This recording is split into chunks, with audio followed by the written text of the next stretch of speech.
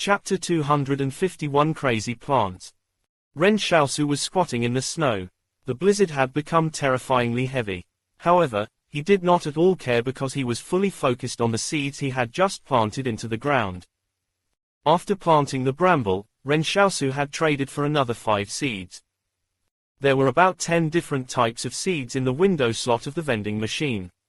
But after inserting the gratitude tokens, the vending machine dispensed another 4 bramble seeds and 1 khaki-colored seed. It seemed that seeds was similar to the explosive poker item that he had. It was easier for him to get his hands on the more common seeds. When he traded for explosive poker, 3 and 4 were the most common cards dispensed by the vending machine. Occasionally, it would also dispense out 1 or 2 5s, but Ren Xiaosu had never seen any higher numbered cards than that. The brambles behaved in a very aggressive manner. Ren Xiaosu reckoned that if supernatural beings entered its attack range, few people would survive an attack. So Ren Xiaosu was still quite satisfied with this new product. But what use did this khaki-colored seed have? After this seed was planted, it sprouted at a much slower rate. It wasn't until 10 minutes later that green buds started sprouting out of the ground. He could see the buds starting to grow. But even at this point, the plant did not seem like anything special. A moment later, Ren Xiaosu was stunned. He watched a pocket-like structure form at the top of the plant. His mental consciousness then connected with it. When Ren Xiaosu focused his mind, a potato about the size of a fist shot out at high speed from the pocket-like structure of the plant. It was just like firing an artillery shell. This was a potato shooter. What the hell? Ren Xiaosu was speechless. He already understood how this plant worked through its connection with his consciousness. It turned out to be an automatic rifle of the plant kingdom that could shoot up to 30 potatoes each day. Ren Xiaosu felt that it couldn't get any more useless than this. Any automatic rifle would be more powerful than this thing, all right. Guns could not only shoot faster, they were also more lethal than this. It seemed like other than being automatically alert to its surroundings, there was nothing else good about it. Moreover, wouldn't it be a waste to spit out all those potatoes? They were food after all. Ren Xiaosu suddenly looked at the potato shooter. Spit out the potatoes for me. The potato shooter spat out the remaining 29 potatoes that it had stored underground. Ren Xiaosu smacked his lips. High-speed food production, that's pretty useful. We can have potatoes for dinner tonight. Even the palace did not expect Ren Xiaosu to use an offensive plant like this as a food crop. But all of a sudden, he heard the crunching of snow coming from across the way. Ren Xiaosu immediately raised his guard. Someone was walking over from the opposite side. Currently, the rest of the Li Consortium's regular forces were garrisoned at the front line at Mount Fengyi. What regular force would venture out into these mountains for no apparent reason?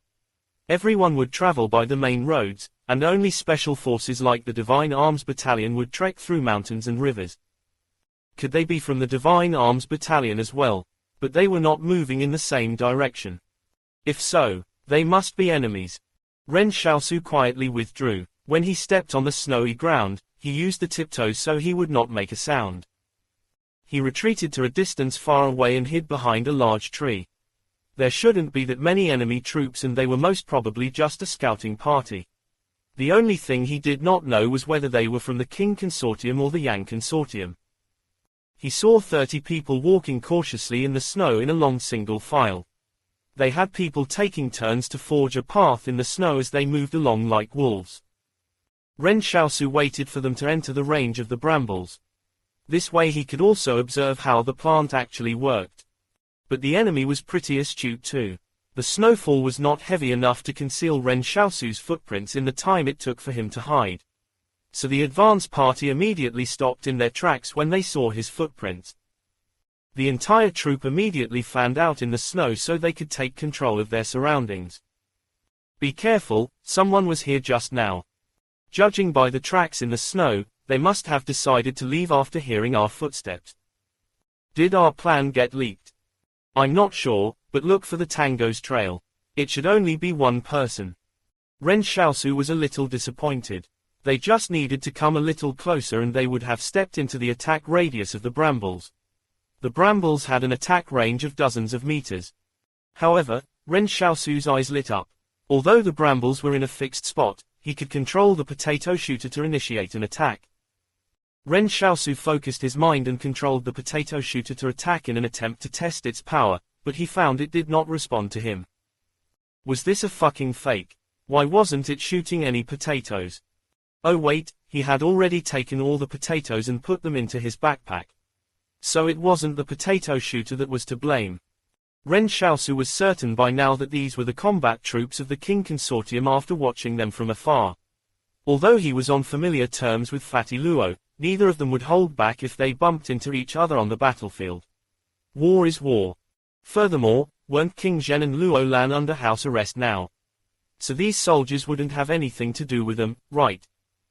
Suddenly, the King Consortium's combat troops switched on the flashlights attached to their automatic rifles. With the light illuminating the snow, they followed Ren Xiaosu's footprints and locked onto a large tree he was taking cover behind.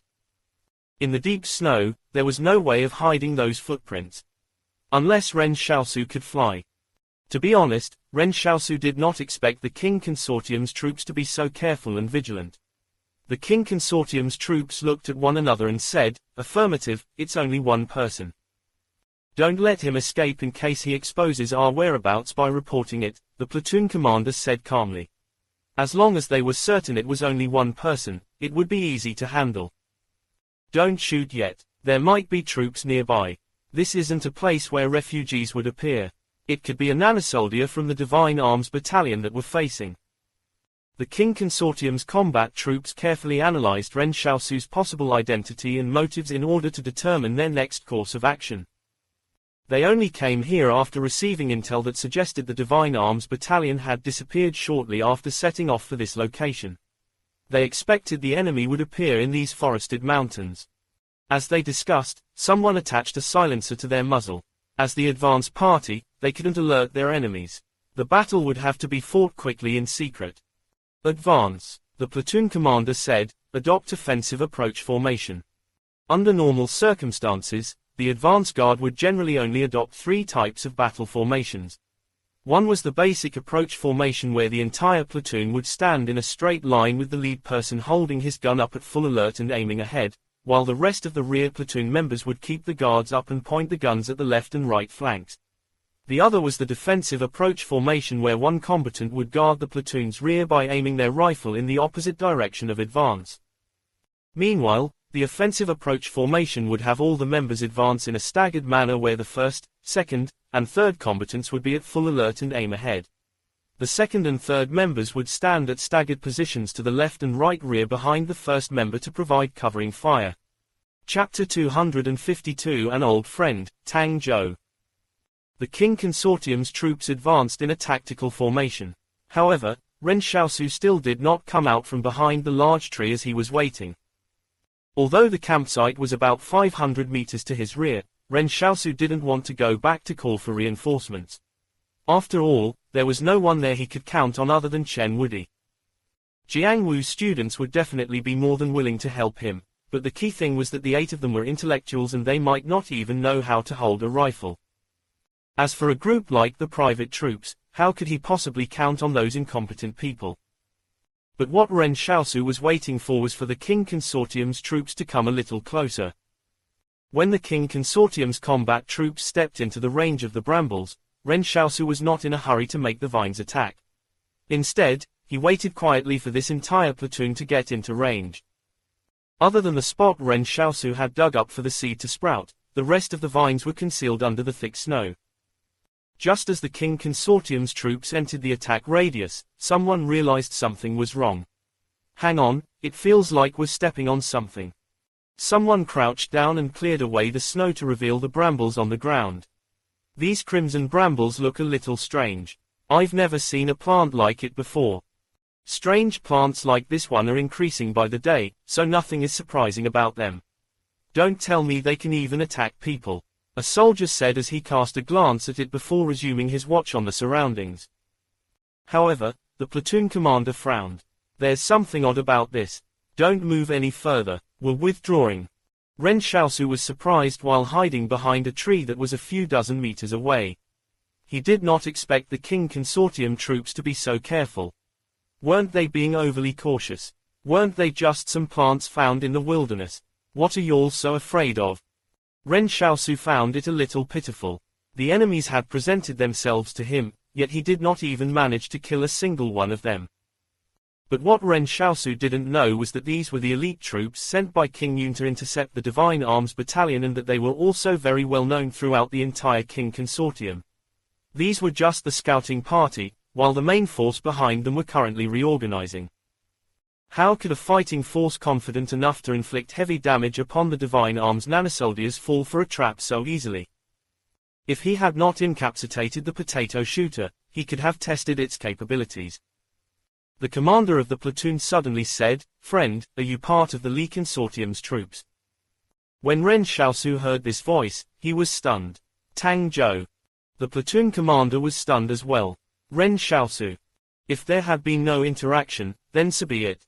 But now that the enemy had said something, it turned out to be someone he knew.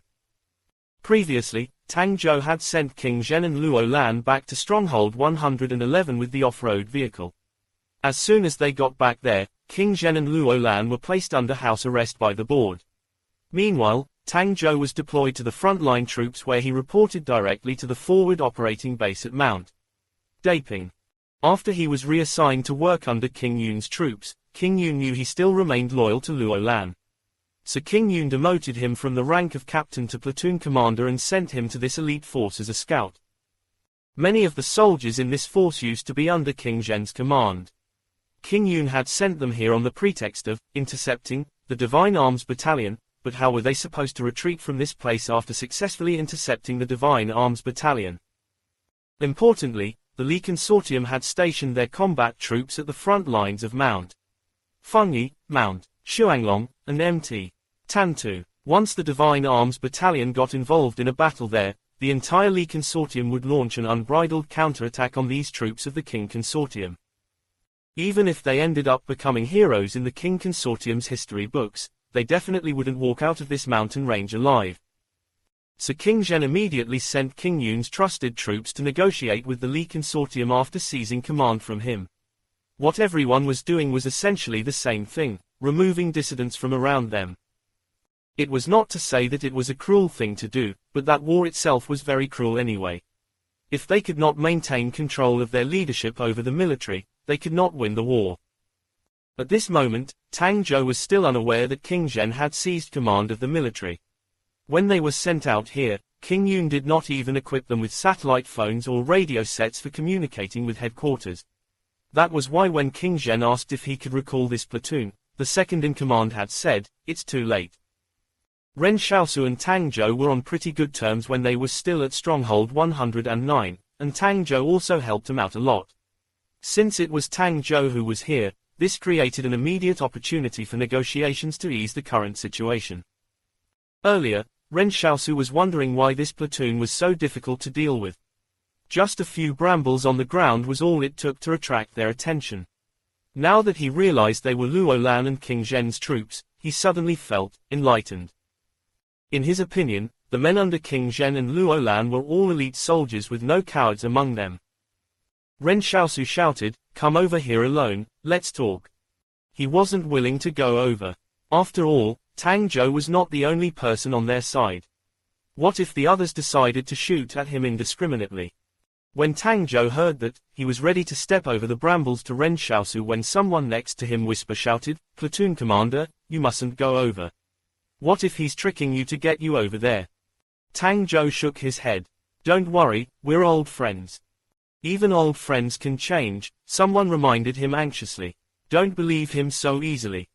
Tang Zhou smiled and said, "Don't worry, I trust him.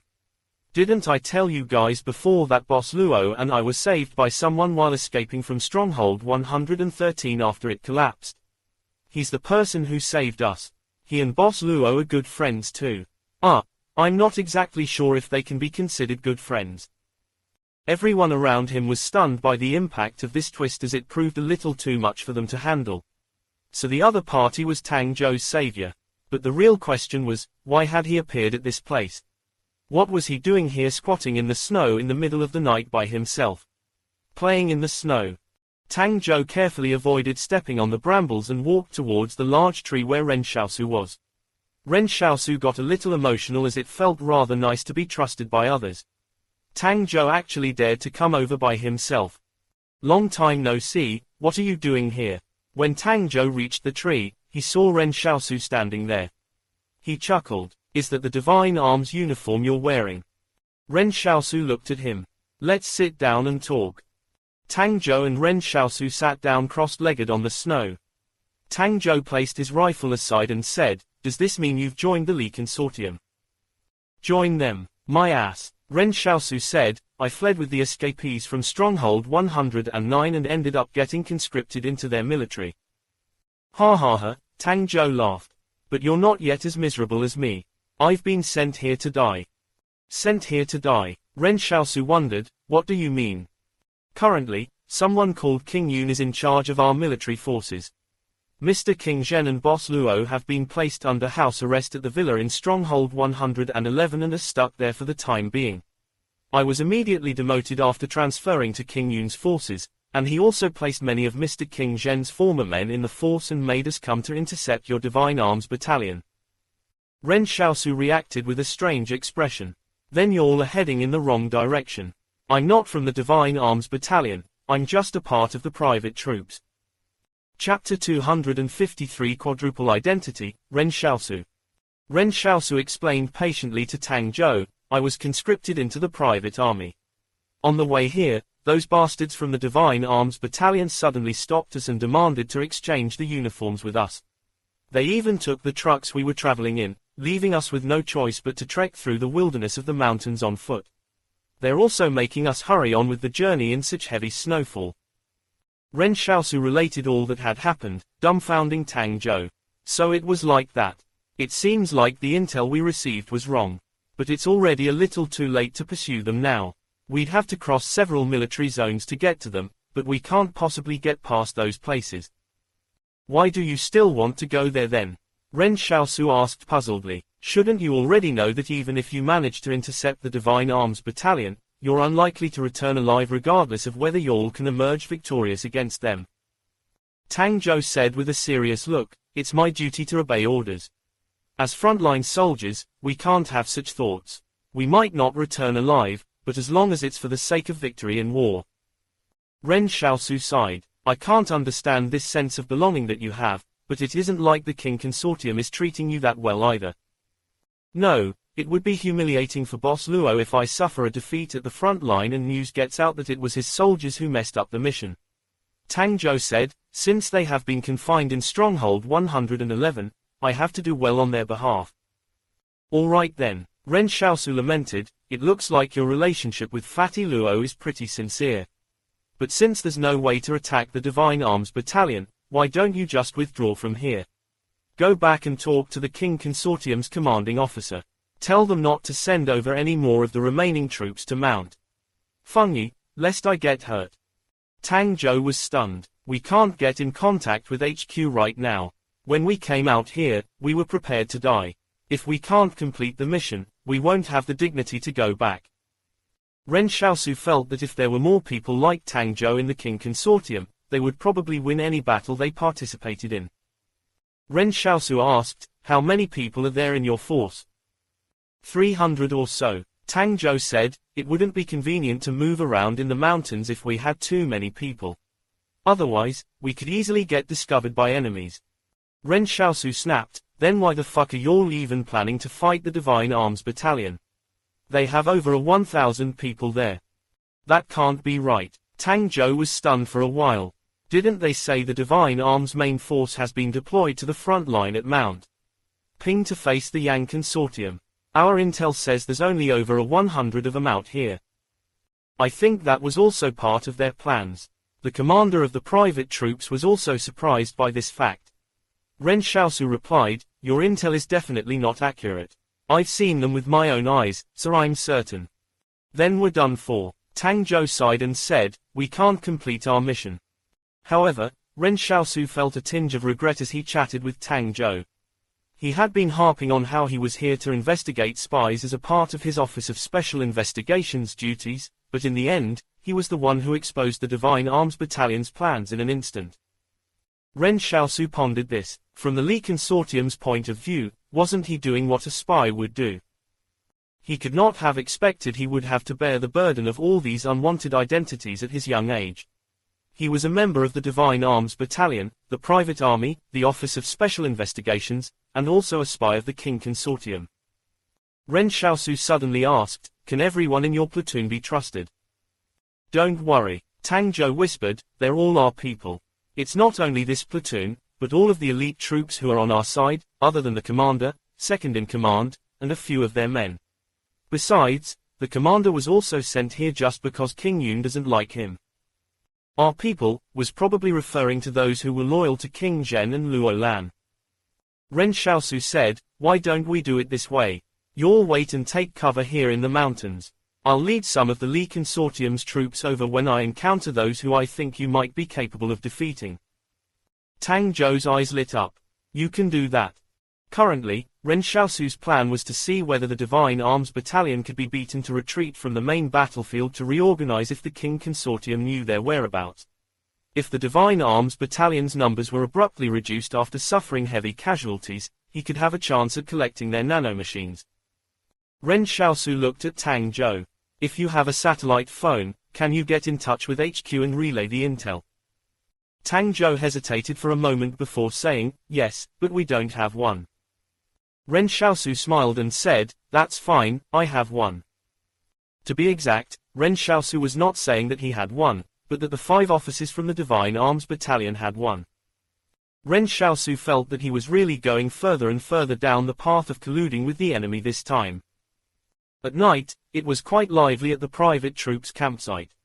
Li Qingzheng and the others took quite a bit of effort to start the campfire. Although a lot of smoke was produced at the beginning, it was nothing compared to keeping themselves warm. If no one started a campfire, the entire campsite would have just gotten through the night as it was. But after Li Qingzheng and company set up a campfire, the others got so envious they also went to build one. Suddenly, the entire campsite began to light up. Not only could they keep themselves warm with the campfire, but they were also able to roast the buns they had brought with them. If they still continued to eat their food cold in this sort of weather, it would really make them feel cold on both the inside and outside. When Ren Xiaosu returned, Li Qingzheng and the others were chatting by the campfire. Li Qingzheng's first reaction when he saw Ren Xiaosu was to ask, "Xiaosu, where's the wild boar? You didn't manage to catch it." Wild boar. Ren Xiaosu then recalled the reason he had given Chen Wudi. "Oh, right, I didn't manage to catch it. It was too fast and I didn't want to venture out too far. Here, have a bite." Li Qingzheng handed Ren Xiaosu a burnt bun and said, "Earlier on, the people from Divine Arms said we'll be setting up camp here. We'll resume our journey northwards to Mount Fengyi after the snow stops falling." "Okay," Ren Xiaosu acknowledged absent-mindedly. The thing going through his mind right now was how to get his hands on the satellite phone from the Divine Arms Battalion. It wouldn't be easy to obtain it from them. The Divine Arms soldiers kept the satellite phone close to them and never let it out of their sight. It looked like there was no other choice but to kill these officers of the Divine Arms Battalion. It wouldn't be a bad solution since he had been eyeing the nanomachines in their bodies for some time now. Moreover, Ren Xiaosu felt these regular troops of the Divine Arms Battalion would have more nanomachines in them than Lin Qi's group. Suddenly, Ren Xiaosu called some of Jiang Wu's students over to the side and asked, "What have you all been studying recently? Have you learned anything related to mechanics? And I'm just saying if y'all are required to design some simple armor, could you do it?" Ren Xiaosu disliked the idea of having nanomachines inside his body to support himself like the Divine Arms soldiers did. His own body was strong enough, but he lacked a defense system. So he only used the nanomachines in his body to form a simple armor that covered his body. There were no complexities he adopted for the structure of the armor. But now Ren Xiaosu was wondering if he should start relying on the power of knowledge. Didn't Zhang Jinglan always used to say that knowledge could change one's fate? The student named Wang Yuqi gave it some thought before saying, "It's a little beyond what we know since it could involve mechanical belt drives, screw drives, chain drives, worm drives, hydraulic drives, pneumatic drives." "Don't tell me what I can't understand," interrupted Ren Xiaosu. "All I'm asking is whether you'll know or not." Wang Yuqi said calmly, "Yes. Chapter 254 Hunting Nanosoldiers. Ren Xiaosu knew Wang Yuqi and his classmates were all top students. In order to get into university, they had long since started picking up knowledge beyond their level. But he constantly wondered what a few high school students were capable of. However, Ren Xiaosu realized now that he had underestimated Jiang Wu's students. Jiang Wu had used her life, dignity, and principles to protect them, and they had not embarrassed her. Wang Yuqi thought for a moment and said, "It's impossible to ask us to design something too intricate. All we can do is try to reduce drag as much as possible and do our best to further improve on the design of the mechanical transmission structure." "You don't have to explain it, that'll be enough." Ren Xiaosu gave a wave of his hand. "Design a rough draft first, then improve on it after you'll get the chance to further your studies." "But, Monitor, I don't really understand you. Why do you want such a thing?" Wang Yuqi raised his doubts. "First, we don't have the materials. Second, the power source of this armor." Ren Xiaosu gave another wave of his hand. "Don't worry about that, we'll definitely have it." Ren Xiaosu knew very well that the problems raised by Wang Yuqi were actually solvable with the use of the nanomachines. However, he could not tell Wang Yuqi the truth as of yet. Wang Yuqi and the other students just stared dumbfoundedly at Ren Xiaosu. Forget it, there was no need to explain any further. The students could guess their class monitor had probably discovered something good again. Was he going to take advantage of someone again? When Ren Xiaosu looked at the nearby offices of the Divine Arms Battalion again, it felt as though he was looking at his brand new armor. Ren Xiaosu had already come up with a new plan. If Tang Zhou could relay the news back successfully, there would only be a few routes from the main battlefield that the Divine Arms Battalion could retreat by. He would need to figure out the situation in these coming days before making his move so that he could successfully collect enough nanomachines for his armor. But he wondered how strong Tang Zhou and his men's combat capabilities were. They shouldn't be too weak, right? The heavy snow had been falling non-stop in the forested mountains. It wasn't only snowing on the Li Consortium's side, all three organizations were stranded in their various battlefields by the heavy snowfall. As the roads were blocked by the deep snow, no vehicles could pass through. In some places, the snow even reached crotch level on the soldiers. It was impossible to fight a war in these conditions. The snow was the true weapon of mass destruction here. The impasse on the battlefield that had been like the hot barrel of a just-fired machine gun was suddenly cooled down by the snow. Ren Xiaosu and everyone else at the campsite were taking shelter in their tents. No one was willing to go outside to make a trail in the snow, not even the Divine Arms officers. Ren Xiaosu was the only person who went out every night until the morning when he came back to sleep. While he slept, Chen Wudi would keep watch by his side. No one was able to get close to him. Over the past few days, many people eat all their rations of buns. Meanwhile, Ren Xiaosu would return carrying a lot of potatoes with him every day. He would bring back 28 or 29 potatoes each time. In any case, the group would definitely have something to eat every day. However, no one knew where Ren Xiaosu had dug the potatoes up from. As a matter of fact, their platoon did not seem like they had ever lacked any food. When Ren Xiaosu woke up, Li Qingzheng asked curiously, "Xiaosu, what have you been busy with for the past few days? Why are you always going out when evening comes?" Ren Xiaosu said tiredly, "I've been digging for potatoes for y'all. We can't just rest on our laurels, now can we?" When he said that, the entire platoon of soldiers was moved to tears. "Platoon Commander, you are such a good person. Thank you, Platoon Commander." As Ren Xiaosu watched his number of gratitude tokens increase again, he knew he was getting closer to unlocking his new weapon. In reality, he had not been going out to dig up potatoes. Instead, he was meeting up with Tang Zhou every night to discuss their upcoming plans. Tang Zhou and his men had a detailed map of the battlefield, which saved Ren Xiaosu a lot of trouble. But after looking at the map, Ren Xiaosu still thought it would be safer if he personally made a trip to check out the locations. As such, he had been going around for the past 2 days to the best ambush sites located near 2 routes they identified the Divine Arms Battalion would retreat by. This action moved Tang Zhou to tears. "Xiaosu, you're really a good friend of our King Consortium." Ren Xiaosu looked at Tang Zhou and said, "I'm going to steal the satellite phone for y'all tomorrow. do you think King Zhen and Luo Lan still stand a chance of making a comeback? I found that it was pretty nice being friends with Luo Lan. They will, Tang Zhou replied decisively. Mr. King Zhen and Boss Luo definitely won't remain under house arrest for long. We're all waiting for that day. Fatty Luo will be very touched if he hears you say that. Ren Xiaosu said, we'll meet here again tomorrow evening. I'll give you the satellite phone then. The meeting place they had chosen was a little further away from where Ren Xiaosu had planted the brambles as he feared he would get seen. Didn't you say there's 5 of those nanosoldiers? Tang Zhou asked, do you need us to assist you? As Ren Xiaosu turned to leave, he said, no need, I have Chen Wudi by my side. Ren Xiaosu was not actually planning on letting Chen Wudi do anything this time, but he had to say that to Tang Zhou. After all, it would not be easy to deal with 5 nanosoldiers. Even though he had a good relationship with the King Consortium, he still did not want him to gain a clear idea of his powers. When the next morning arrived, Ren Xiaosu walked back to the campsite with a rabbit held tightly in his arms. Everyone could see Ren Xiaosu's figure from afar. Someone stood at the entrance of the campsite and exclaimed, where did he catch that rabbit? It's so big. The Divine Arms officers were also starting to run out of field rations.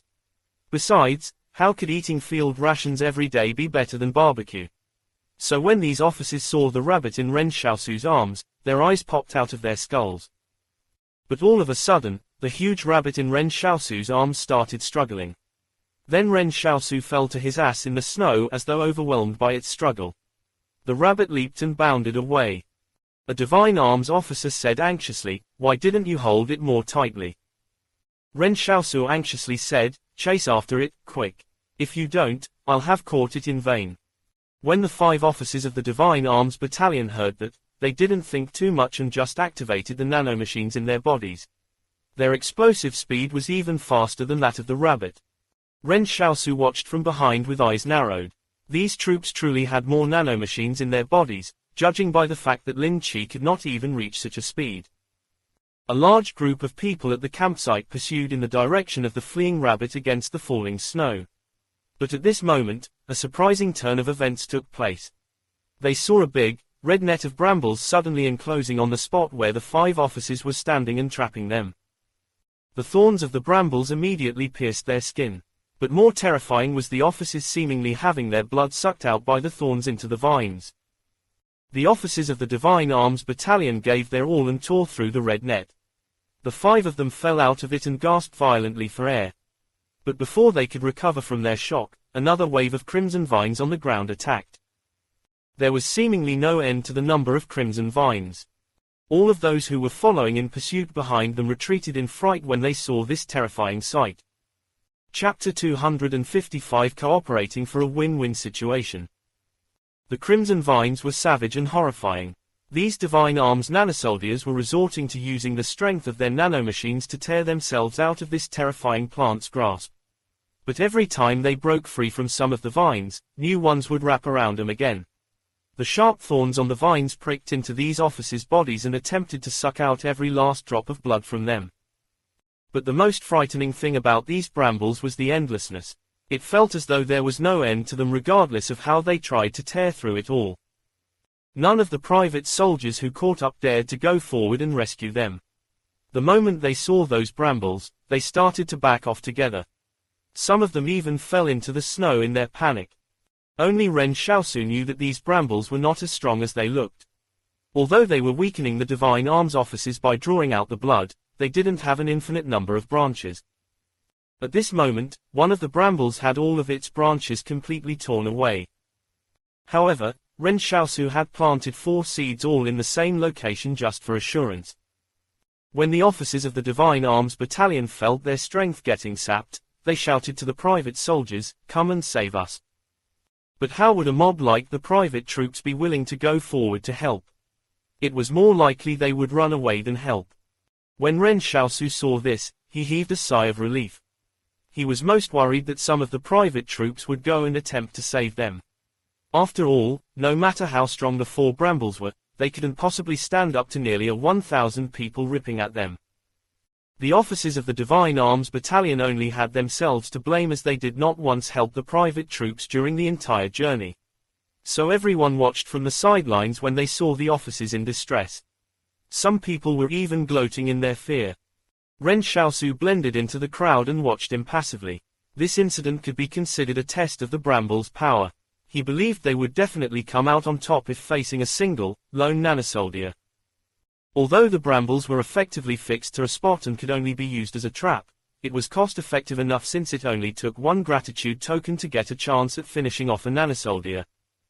The only thing that Ren Xiaosu was unsure of was whether there were even more powerful nanosoldiers within the ranks of the Li Consortium's military. Yes, there would certainly be more. But in terms of their ranks, these 5 officers were not high-ranking at all. As such, there had to be even stronger nanosoldiers in the Li Consortium. All of a sudden, Ren Xiaosu whisper shouted within the crowd, "Run! Head back to the campsite and take cover." Although he did not shout very loudly, it seemed like the "run" he uttered had some sort of a magic to it. It made everyone run back to the campsite as fast as they could, as though they would be safe if they just hid there. Ren Xiaosu did not hang around since he would have plenty of time to collect the nanomachines later on in the night. As of this moment, he didn't need to rush things. It would be bad if he somehow revealed his intentions here. Meanwhile, the GPS device and satellite phone were also being held onto by one of the officers of the Divine Arms Battalion.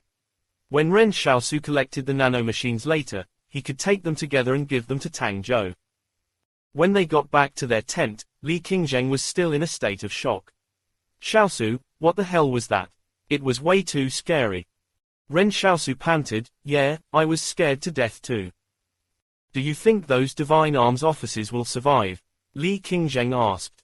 "I think it unlikely. When I was running back here, I saw them already running out of strength when I turned around to look. It won't be possible for them to break free from those vines," a member of the platoon said. At this moment, everyone was not really concerned about whether the officers of the Divine Arms Battalion survived. Or rather, most people at the campsite couldn't wish more for the Divine Arms officers to get killed by the Brambles. Their relationship had started on bad terms. Furthermore, if the officers managed to survive, they would definitely blame them for not trying to rescue them. Everyone at the campsite was sticking their heads in the sand. When night fell, some soldiers from the reinforced company went to everyone's tents to force collusion. The soldiers from the reinforced company came to Ren Xiaosu and his platoon's tent and threatened, when the officers of the Divine Arms Battalion went chasing after the rabbit, they were so fast that we couldn't catch up to them. After we arrived at their location, it was too late. This group of people were afraid of getting punished by the Li Consortium. As such, they chose to collude with nearly 1,000 other people in grand fashion. Not only that, the soldiers of the reinforced company even threatened them by saying, "If anyone mentions a word about this, it will not end well for everyone here. So if you're smart, you better keep your trap shut." Ren Xiaosu wanted to thank the soldiers of the reinforced company. The Divine Arms officer who knew Ren Xiaosu's true identity as a member of the Office of Special Investigations was dead, but the soldiers of the reinforced company were unaware. Otherwise, they would not have dared to threaten him like this. On the very same night, Ren Xiaosu secretly went to where the Divine Arms Battalion's soldiers had died. This time, the amount of nanomachines he harvested was far beyond his expectations. Just from the 5 of them, he gathered enough nanomachines to complete the armor on 2 of his arms. Indeed, the regulars of the Divine Arms Battalion were incomparable with Lin Qi and his group of cannon fodder. When Ren Xiaosu headed north with the satellite phone, Tang Zhou was waiting there for him. The first thing Ren Xiaosu did when he saw Tang Zhou was to remind him, "Remember to only talk about the Divine Arms Battalion after getting in touch with your HQ. Don't mention anything about me. I'll be in deep trouble if the Li Consortium has a spy planted on your King Consortium's side." Yes, Tang Zhou nodded happily and said, "I definitely won't reveal anything about you. I still know about the principles of protecting our spies." Ren Xiaosu felt that something was wrong with his wording. When did he become a spy of the King Consortium? He reminded again, "Remember to tell your HQ to not kill all of the Divine Arms soldiers. Otherwise, our cooperation ends here." Ren Xiaosu could not handle the Divine Arms Battalion by himself. After all, they had 1,000 people in total. Therefore, if he wanted to get his hands on more nanomachines, he would have to first wear down the entire formation of the Divine Arms Battalion with the help of the King Consortium. This was his true purpose in cooperating with Tang Zhou. As for whether they could continue cooperating in the future, that would have to depend on whether the cooperation with the King Consortium goes well this time. At this moment, Tang Zhou said with some hesitation, "You know that I was banished out here, so King Yun might not listen to me. He would wish for nothing more than to kill the entire Divine Arms Battalion since that would bring him great honors. It's a good opportunity for him to establish his credibility in the military. Then can we lie to him a little?" Ren Xiaosu asked, "Can't we just tell him that there are only 100 people in the Divine Arms Battalion?" Tang Zhou shook his head and said, "If I said it in that manner, there would be King Consortium soldiers who would die for nothing. Those soldiers are innocent, and if Boss Luo and Mr. King Zhen learned of this, they certainly wouldn't spare me." Ren Xiaosu pondered this before saying, "Or you can just tell me where the Divine Arms Battalion will meet their end in battle." Tang Zhou was stunned. "Why do you want to know?" Ren Xiaosu thought for a moment and said, "As comrades, I would like to mourn the deaths." Tang Zhou was speechless. What nonsense was this? Mourning for his comrades after sending them to their deaths? Tang Zhou was not convinced by what Ren Xiaosu just said at all. He was not stupid. Chapter 256 Ambushing the Divine Arms Battalion. After agreeing on what time to meet the next day, they went their separate ways. Some people at the private troops campsite did not even dare to step out of their tents after seeing how the Divine Arms officers were killed by the brambles. None of them were willing to go out and look for food even though they were starving. At this moment, the ground was covered with a thick layer of snow. They did not know whether there was still more of the brambles buried under it. If they took a wrong step, it would result in the deaths. But this was exactly what Ren Xiaosu wanted, so it would be more convenient for him to act alone. When Ren Xiaosu went out to meet Tang Zhou the next night, Tang Zhou said ecstatically the moment they met, "Boss Luo and Mr. King Zhen have succeeded in seizing command of the military. They're the ones calling the shots in the military now." Ren Xiaosu wondered, "Didn't you say they were under house arrest at Stronghold 111?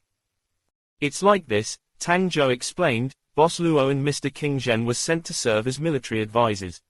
When they got there, they killed King Yun, and Mr. King Zhen took over as commanding officer of the King Consortium's military on the front lines." Ren Xiaosu was taken aback. That can happen. Is no one going to oppose them? If they send someone else to replace King Yun at this time, the King Consortium would probably not be able to take part in the war anymore, Tang Zhou analyzed. If the Yang Consortium and the Li Consortium take advantage of the situation, the entire King Consortium will be in grave danger. All right then. Ren Xiaosu believed King Zhen had probably been eyeing this opportunity before he dared to act so recklessly. But still, King Zhen was really ruthless. Tang Zhou said, "Mr. King Zhen agreed to cooperate with you. Their fighting forces have already gone on ahead to the ambush location to wait for the arrival of the Divine Arms Battalion. Furthermore, Mr. King Zhen has expressed that he will not wipe out the Divine Arms Battalion as agreed and hopes that our cooperation will proceed smoothly." Ren Xiaosu nodded. King Zhen was quite a dependable person. At least he was better than that King Yun Tang Zhou had mentioned. However, Ren Xiaosu said, "Don't just tell me all that. Shouldn't the King Consortium be promising me something more practical?" Tang Zhou was stunned for a moment. "I didn't bring that up, but I can tell Mr. King Zhen about it. He's never been petty about such things before." "That's more like it." Ren Xiaosu broke into a smile. But Tang Zhou asked in wonder, "Why are you stopping us from killing everyone in the Divine Arms Battalion? After all, there shouldn't be much of a relationship between you and them since you were conscripted into their military." Ren Xiaosu patiently explained, "I want to help the Yang Consortium collect some samples of the Li Consortium's nanomachines." Tang Zhou seemed to figure something out and smiled ambiguously. "Oh, I see. When I left Stronghold 109, I felt like there was something special between you and Yang Xiaojun. She even carried you on her back then. Say, why didn't you go to the Yang Consortium then? Although you were conscripted, there should have been opportunities for you to leave. Our intel tells us the Li Consortium does not enforce strict controls at the beginning." Ren Xiaosu did not explain much and let Tang Zhou assume whatever he wanted. Tang Zhou would never figure out that the reason he did not go to Stronghold 88 was because he did not know where it was. The next day, the expected time of the Divine Arms Battalion's surprise raid against the King Consortium was coming. Although the roads had been sealed off by the heavy snow, the Divine Arms Battalion was still pushing on with their journey. In the eyes of the Divine Arms Battalion, their purpose here was to sneak attack their enemies. People outside did not know how mobile the Divine Arms Battalion was, nor how their soldiers' physical fitness was greatly enhanced with the use of nanomachines. Therefore, if no one expected them to be able to continue trekking in the heavy snowfall, it would be the best opportunity to strike. The Divine Arms Battalion's major looked at his GPS as he led his troops in forging a path in the snow. He said, "We'll be arriving at the King Consortium's logistics base in half a day. I want everyone to be extremely careful. After we destroy the King Consortium's baggage train, we'll evacuate from there immediately. We'll then wait for our nanomachines to recharge before we launch another surprise attack on their other forces." But as he finished, a loud explosion boomed in the distance. After getting stunned for a moment, the Divine Arms Battalion's major shouted, "Retreat! Avoid the arty fire." The major of the Divine Arms Battalion had immense amounts of combat experience.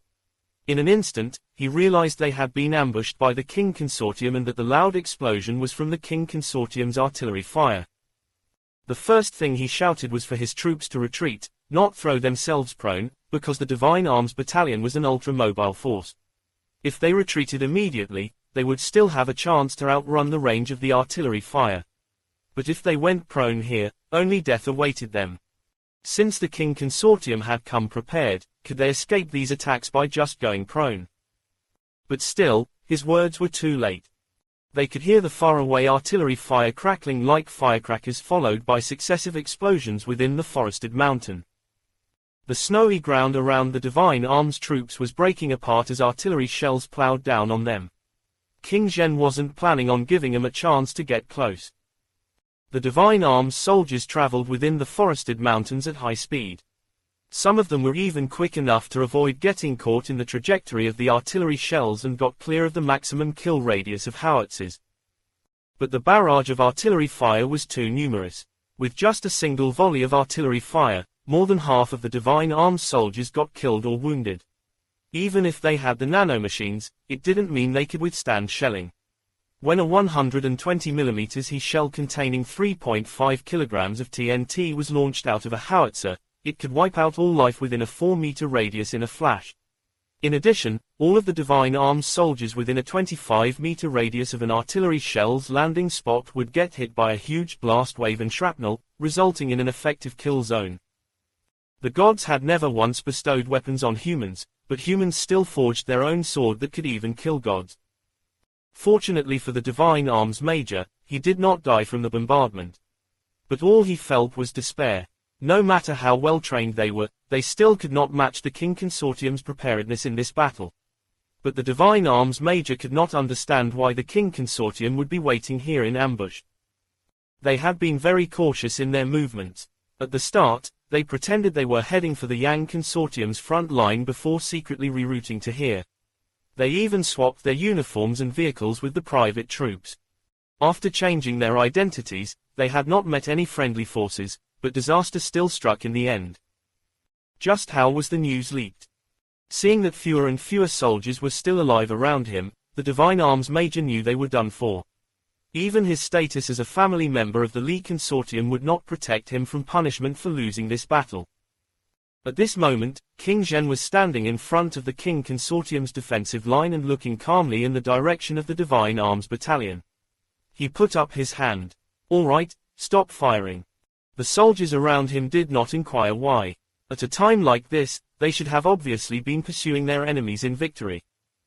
Besides, King Zhen had even specifically had them change the 152mm shells to the 120mm ones. No matter how they looked at it, it seemed like he was showing mercy to their enemies. However, the soldiers under King Zhen's command would never doubt his decisions. But nobody understood how King Zhen had managed to find out the Divine Arms Battalion would be coming here. Could it be that King Zhen's moles had already infiltrated deep into the Li Consortium? He even knew the whereabouts of the most mysterious Divine Arms Battalion. That was too terrifying. Suddenly, King Zhen laughed and said, "I think the Li Consortium has not fought a war for too long. They don't even know how to take advantage of the good weapon they have in their hands. Even when dealt good cards, they all go to waste in their hands. Chapter 257 Finding the Spy Within 3 days. The King Consortium's soldiers were getting pumped up from having just defeated the legendary Divine Arms Battalion of the Lee Consortium. However, King Zhen immediately gathered from this ambush that the nanosoldiers were actually not that weak. If they hadn't received the intel in time, the Lee Consortium would have really caused them a great deal of trouble. King Zhen did not underestimate the Divine Arms Battalion's nanosoldiers and placed an unusual amount of emphasis on them. Next to him, King Zhen's trusted aide asked, "Do you mean the nanosoldiers shouldn't be deployed in such a fashion?" King Zhen said, "If these nanosoldiers were commanded by me, I would deploy each platoon separately to infiltrate through the forested mountains. They only need the intel supplied by personnel planted within the Lee Consortium to easily coordinate a decapitation strike." 1. His aide nodded and said, "I see. Sir, you are indeed wise." King Zhen looked at him calmly. "I'm not telling you this so you can suck up to me but to arrange for more people to protect me." The aide was taken aback and could not understand why King Zhen was saying this. King Zhen sighed and said, "The Yang Consortium's nanosoldiers might be arriving soon. They're much smarter than the Lee Consortium, so we have to strengthen our defense forces immediately." Then King Zhen looked out into the distant snowy lands that had just been plowed by the artillery fire. He wondered, why is he everywhere? The soldiers around him were even more confused by this. Who was he referring to? The atmosphere in the Lee Consortium's command center was extremely depressing. A middle-aged general sat at the end of the long table in the room with a somber and sullen expression. Although all the seats at the table were filled, no one was saying anything. "The Divine Arms Battalion has suffered a crushing defeat," the middle-aged general said. "All I want to know is why the King Consortium was aware of our Divine Arms Battalion's operations beforehand." Still, no one spoke. In reality, a lot of the others were also puzzled by this. The Divine Arms Battalion had to keep the command center updated every day of matters like their battle plans, execution and current location. Everything had been proceeding smoothly, but a disaster still happened when they got close to the King Consortium's territory. Based on the description of the Divine Arms officer, the King Consortium clearly knew which direction the Divine Arms Battalion would approach from, so they set up an ambush in advance. Otherwise, they wouldn't have been able to inflict such a large number of casualties on the Divine Arms Battalion. The Lee Consortium had been concealing their strength and biding their time over the years. But now that war had suddenly broken out, everyone was looking forward to seeing the Divine Arms Battalion's capabilities. In the end, they were almost wiped out by the King Consortium even before the battle had begun. Why, where did it all go wrong? The middle-aged general looked to Hu Shuo on his left and said, "A spy must have leaked the information. As director of the Office of Special Investigations, you did not sniff out the spy in time. So you'll be bearing the main responsibility. However, this isn't the time to mete out punishment. You must sort out the issues in your Office of Special Investigations to make amends for your mistakes." Hu Shuo kept quiet as he looked calmly at the table in front of him. Honestly speaking, he was very puzzled as well. Although he had other motives for staying in the Lee Consortium, the Office of Special Investigations had always been functioning normally. An espionage battle would prove to be the most critical component during wartime. Sometimes, having the right intelligence could even influence the outcome of a war. Although Hu Shuo had sniffed out quite a few spies recently in his course of duty, he kept some of them around in preparation for his future plans. But keeping them around did not mean he did not care about them. The identified spies remained under the surveillance of his Office of Special Investigations and were earmarked for greater use in the future. However, none of these spies could gain access to the secrets of the Divine Arms Battalion. Suddenly, someone said, "The private troops who swapped uniforms and vehicles with the Divine Arms Battalion haven't arrived at the assigned strategic location yet. I suspect this incident could be related to them." The middle-aged general frowned. Why didn't anyone report about an important matter like this earlier? Previously, the Divine Arms officers who were assigned and traveled together with them would report their whereabouts daily. However, we suddenly lost contact with them yesterday, the officer said. Search for this group of private troops immediately and confirm their location within the next 3 days. The middle-aged general ordered. Yes, sir, the officer answered. The middle-aged general said, meeting adjourned. The strategy must be put into place ASAP. The news of the Divine Arms Battalion's heavy losses will spread to the Yang Consortium very soon. We have to be prepared for the King Consortium's and the Yang Consortium's counterattacks.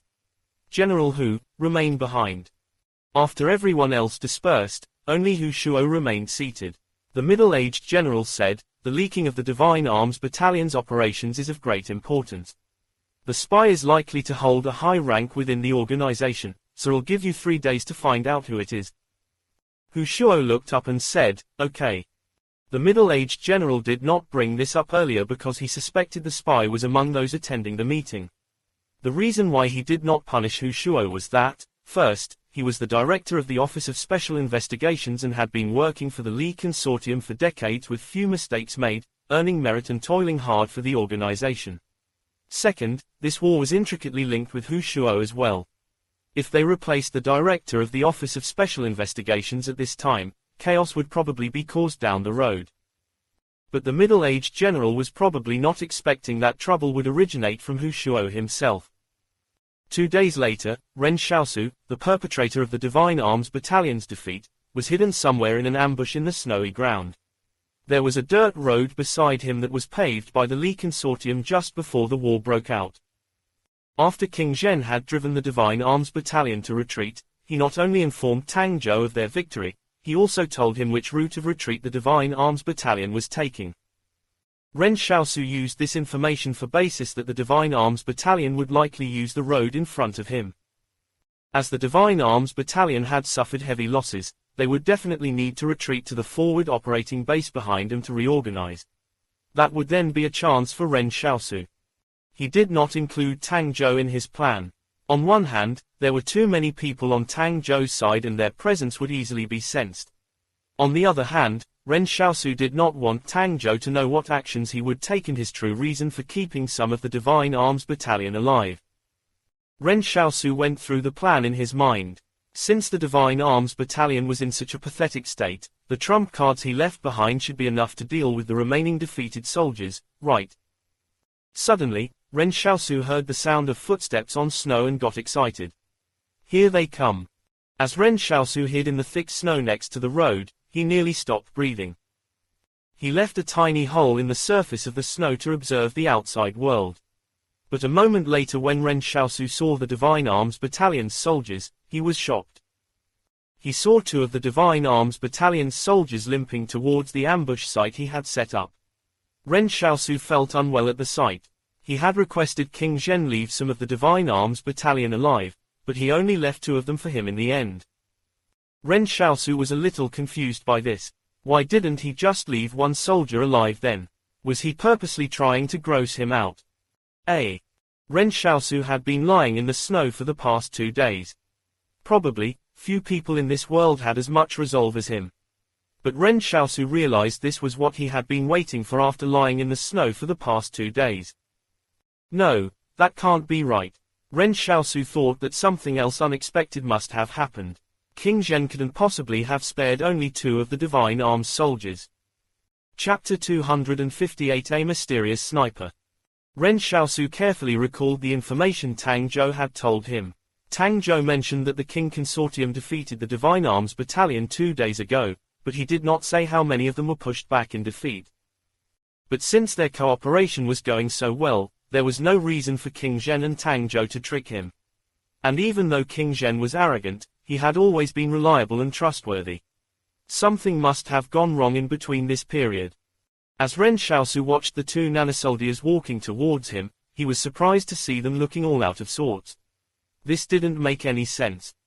They were back in the farthest stretches of the Li Consortium's territory where different groups of Li Consortium troops were stationed every dozen or so kilometers apart. So the Divine Arms Battalion should not be this frightened when they had already made it back to here. Could they have encountered other enemies along the way? Wait a minute, could it be Li Shenton?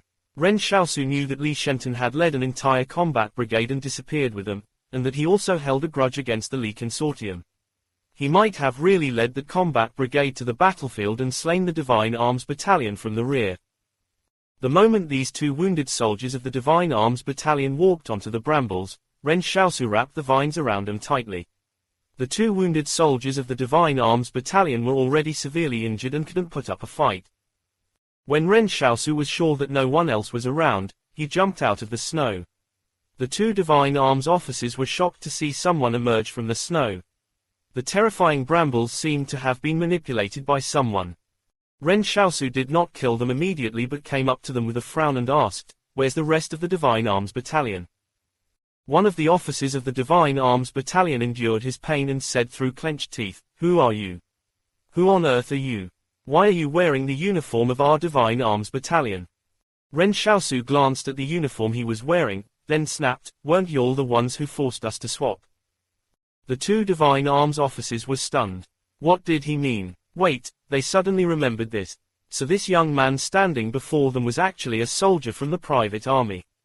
But why was there someone hidden among the private troops who could control these terrifying plants? He had to be a spy. This young man had to be a spy. The two Divine Arms officers realized something. One of them roared, "The King Consortium only ambushed us because you revealed our whereabouts to them." "Ahem, what are you talking about? Why can't I understand what you're saying?" Ren Xiaosu asked. "Let me ask again, where's the rest of the Divine Arms? Were they attacked by a strange force? If no one wants to answer, I'll ask again later. They're about 20 kilometers behind us. If you have the balls, go and look for yourself," one of the Divine Arms officers said fiercely. Ren Xiaosu acknowledged them before decisively killing them with the brambles. He was rather suspicious about why these two men were acting alone. He would probably have to head further north before he could finally learn what had happened. He collected the nanomachines from the two men, looted the belongings in their pockets, and placed the rifles into his storage space. His storage space was emptier now after much of the food had been consumed during the time they were back at the outpost. However, Ren Xiaosu wasn't in a hurry to leave yet. He dug around in the snow for some time before he found the dozen or so playing cards he had hidden. He had thought that many of the Divine Arms Battalion's soldiers would pass by on this route, so he even resorted to using the explosive poker cards. But as it turned out, he had wasted all his efforts and also wasted quite a few gratitude tokens by planting more than 10 bramble seeds in the area. Although he could retrieve the explosive poker cards, he could not pull the brambles out of the ground after they had been planted. After Ren Xiaosu recollected all of his explosive poker cards, he headed north. He was still in the area of Mount Tantu and would reach the boundary of Mount Fengyi by heading further north. Walking in the snow was not exactly difficult for him, but he had to be careful in case he revealed his presence. When Ren Xiaosu set off, it was morning. By the time he arrived at Mount Fengyi, it was already afternoon. But soon after cresting a hill, Ren Xiaosu was stunned. He saw an officer of the Divine Arms Battalion lying on the ground in front of him. A large area of the snow was tainted pink by his blood. The blood did not look like it had flowed out of him but splattered instead. Ren Xiaosu finally understood the strangeness of this. As the Divine Arms officers were retreating, they encountered a sniper. Everyone else in the Divine Arms Battalion was dead except for the two he saw earlier. Before they died, the two Divine Arms officers had even wanted to dupe Ren Xiaosu, who they realized was a spy, into heading to the battlefield where a sniper was lying in ambush. Because Ren Xiaosu was wearing the Divine Arms uniform, he would also end up as a target for the sniper by coming here. These Divine Arms officers were pretty unrelenting. The first thing they wanted to do before they died was not to beg for mercy but to lure Ren Xiaosu here into a trap. But the sniper should have already left. The time that Ren Xiaosu spent here in the snow concluding what had happened was definitely enough for a skilled sniper to kill him. However, no one opened fire at him even after so much time had passed. And it should have already been a while since the sniper conducted his mission here. There was no reason why the sniper would stay around when the mission to eliminate the Divine Arms Battalion was completed. But why would a sniper mysteriously appear here? Could it be a King Consortium sniper? No, it shouldn't be. The only King Consortium soldiers behind enemy lines were Tang Zhou and his men, which Tang Zhou had confirmed. Then who else could it be? The Yang Consortium. Ren Xiaosu searched around in the snow for some time, but he was a little disappointed when he found the sniper's bullet. It wasn't the silver-grey bullet the saboteurs used. This bullet also did not have the special pattern engraved on it that the saboteurs carried around. But of course, this was to be expected.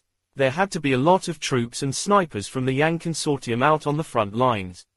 Meanwhile, Yang Xiaojun, who was also a family member of the organization, had only just returned to the organization to recover, so how could she possibly return to the battlefield so soon? Yang Xiaojun should still be at Stronghold 88. Ren Xiaosu went around to look for any traces of the Divine Arms offices. He could gather a few more nanomachines for every one of them he found. It was a fantastic harvest this time around, seeing how his armor was near to completion. But then he heard the sound of engines coming from the mountain roads in the south before he could locate all the corpses of the Divine Arms offices. Ren Xiaosu frowned as the sound grew closer. It had to be the Li Consortium's people if they were heading north at this time. They must have seen the brambles and the 2 dead Divine Arms offices. Ren Xiaosu immediately tossed greed aside and ran towards the snowy mountain. He would still have many opportunities to collect nanomachines in the future. But if his identity were exposed, that would be very troublesome. One of Ren Xiaosu's greatest strengths was that he could always maintain his rationality when faced with huge temptation, like the time when he had to give up on the gold back in the Jing Mountains. The ambush on the Divine Arms Battalion went much smoother than Ren Xiaosu had expected. He did not even have to do much since the mysterious sniper had already helped him kill 99% of his enemies. But the sudden appearance of this mysterious sniper had also made the situation weirder. Chapter 259 The Office of Special Investigations Probe.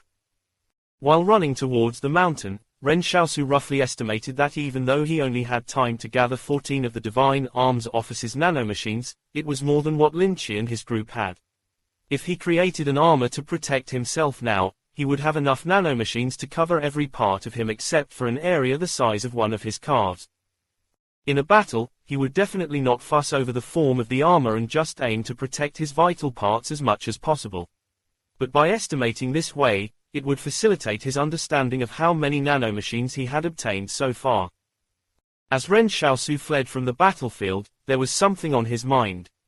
While collecting the nanomachines just now, he saw many dead Divine Arms offices lying in the snow.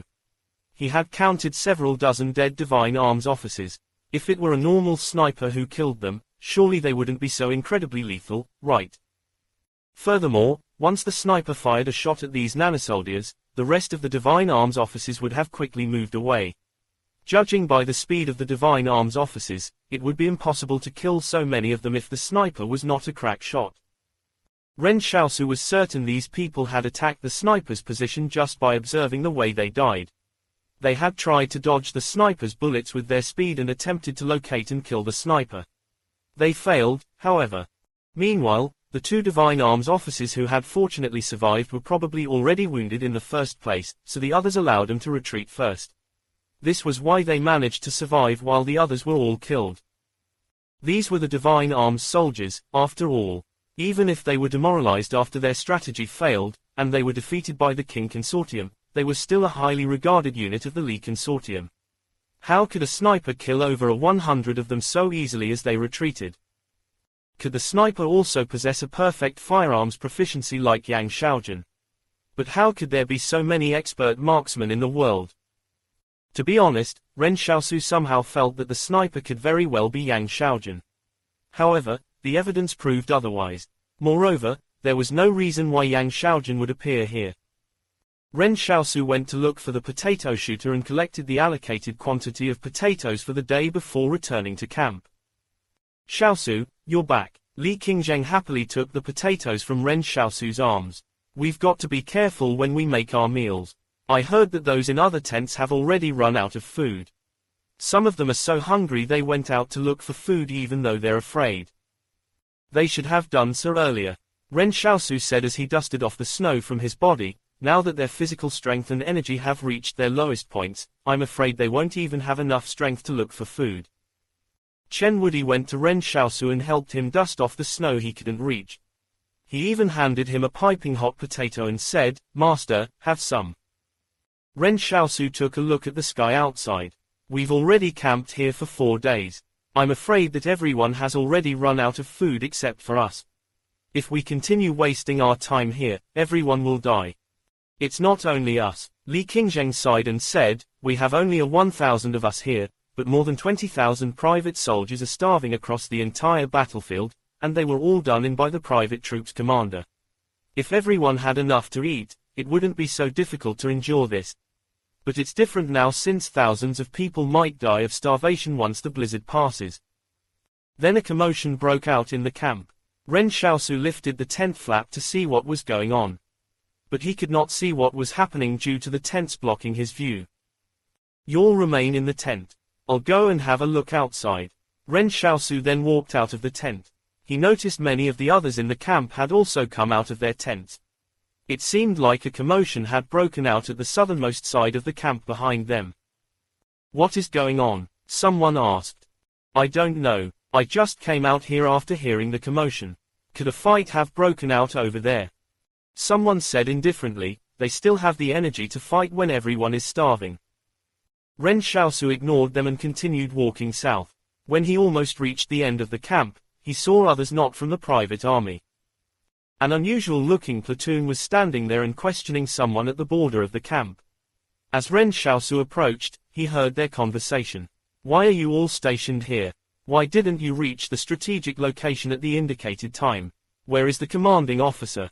Get him out here to answer our questions. Ren Xiaosu was stunned for a moment. These people were not wearing the uniforms of the combat troops but the Office of Special Investigations uniforms. He quickly realized they were probably here to investigate the incident involving the Divine Arms Battalion. A series of chain reactions must have started after the Divine Arms Battalion was ambushed by the King Consortium. Since the group of private troops had swapped vehicles and uniforms with the Divine Arms Battalion, they would definitely be the prime suspects of the Office of Special Investigations probe. After Ren Xiaosu figured the situation out, he blended back into the crowd as he did not wish to interact with the Office of Special Investigations yet. The commander of Lu Taiyu's reinforced company came over and said, our commander is still semi-conscious after getting kicked by one of the Divine Arms officers. When he regained consciousness, he started running a fever. It was also the Divine Arms Battalion's decision to encamp here. The commander of the reinforced company practically pushed all responsibility to the Divine Arms Battalion. After all, dead men tell no tales. A person from the Office of Special Investigations frowned. Where are the Divine Arms?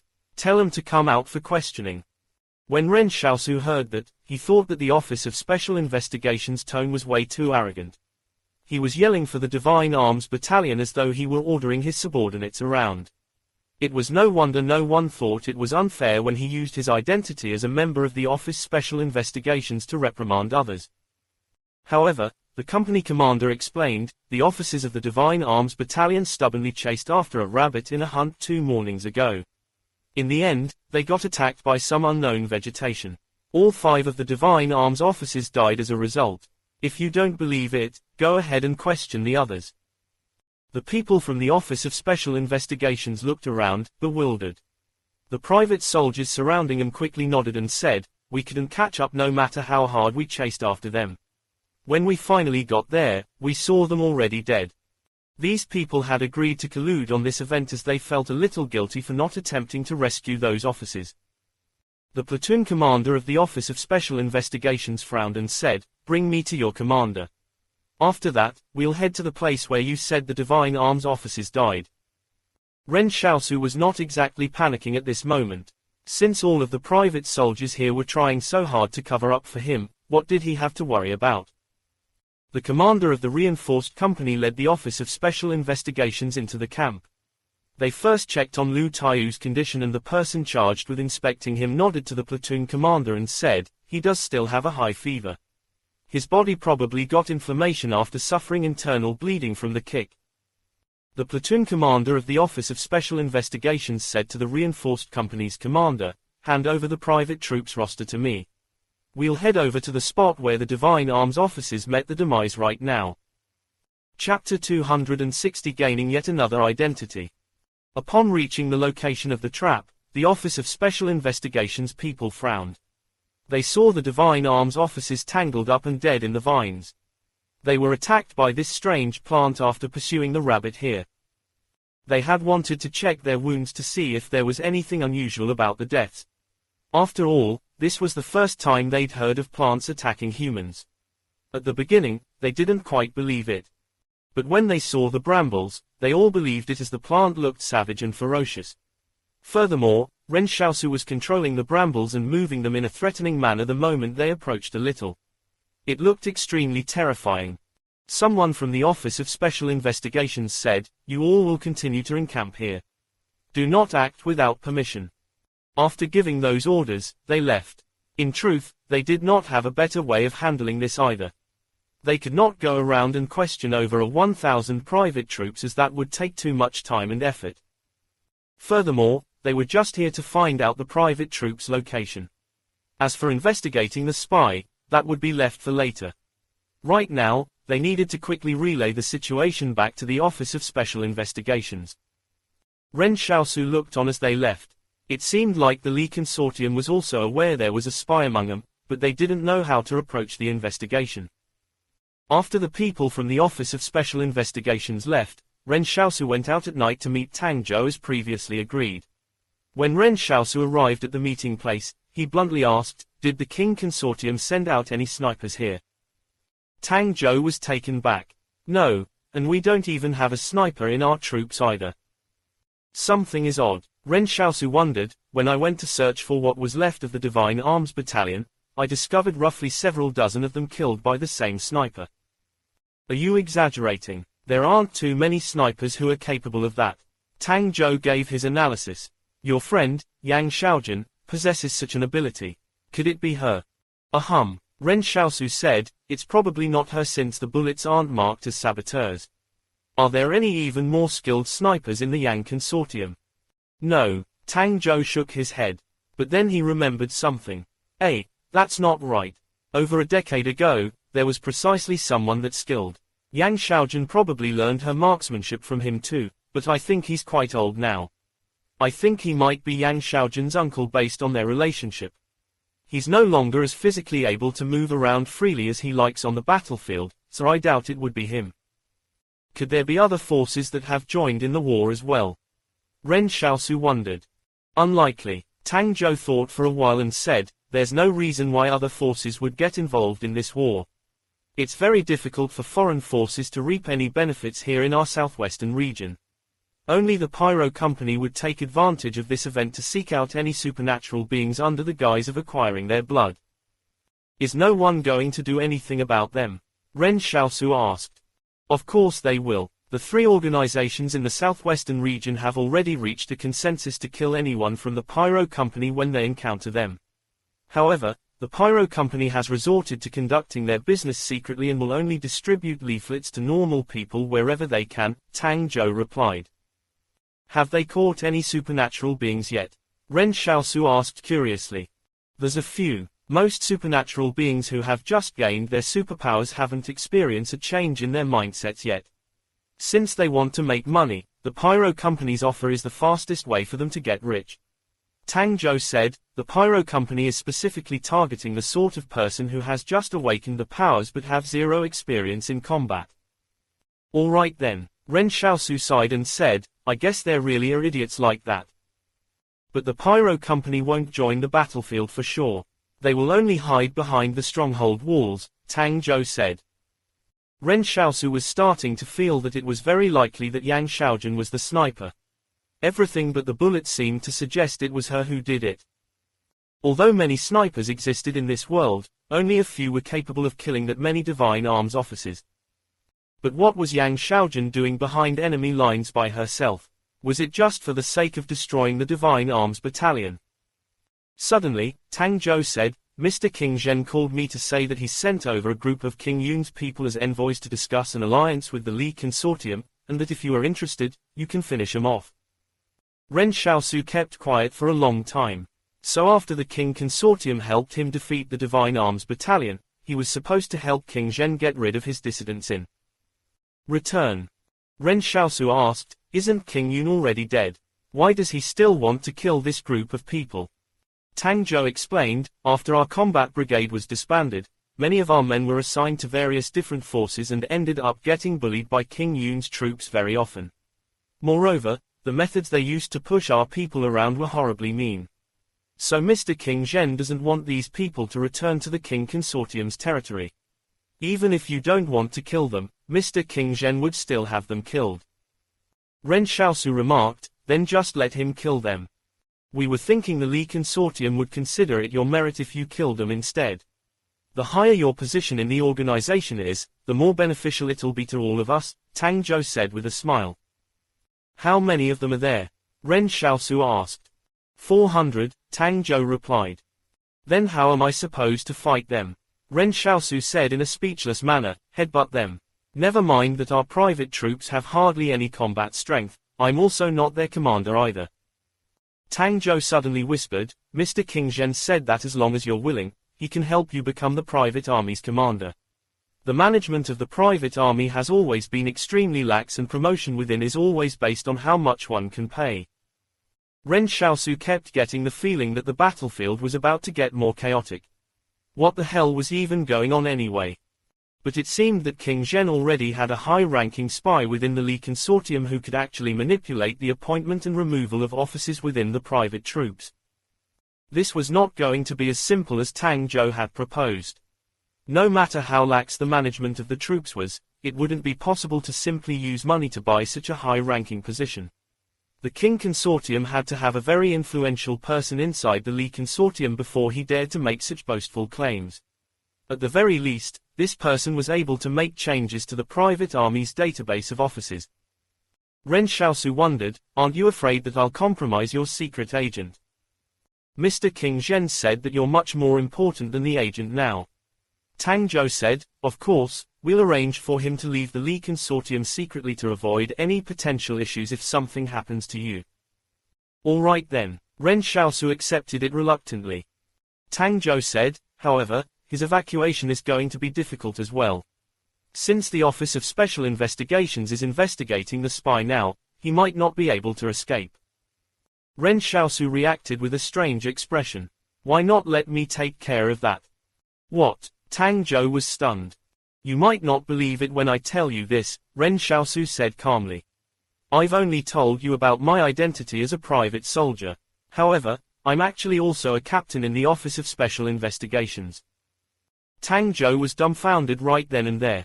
Weren't you supposed to be helping the Yang Consortium collect samples of the nanomachines from the Divine Arms Battalion?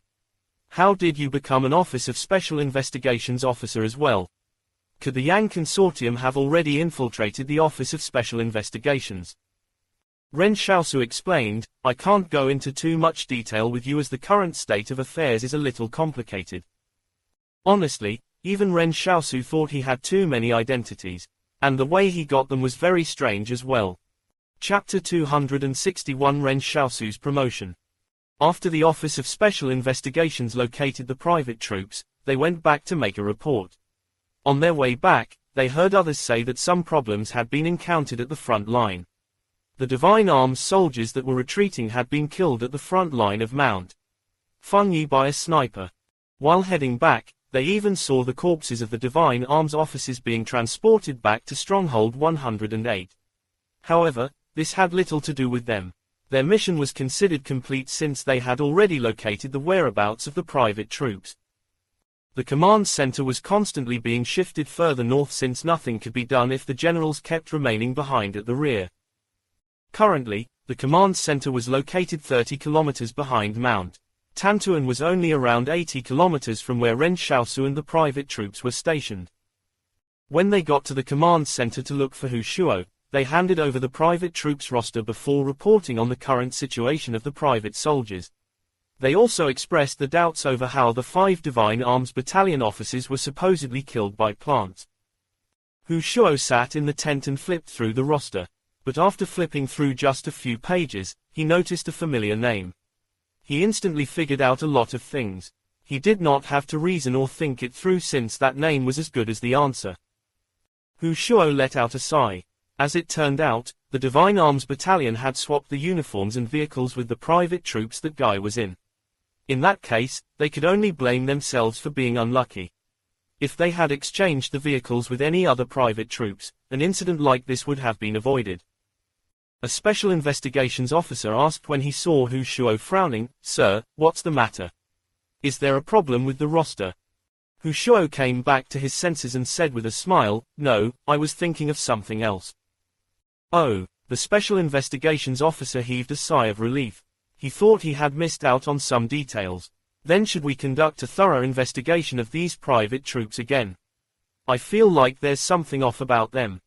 Hu Shuo said sternly, "These private troops already have their wages and benefits mostly withheld from them, and they don't have any means of communication with the outside world, so the problem shouldn't lie with them.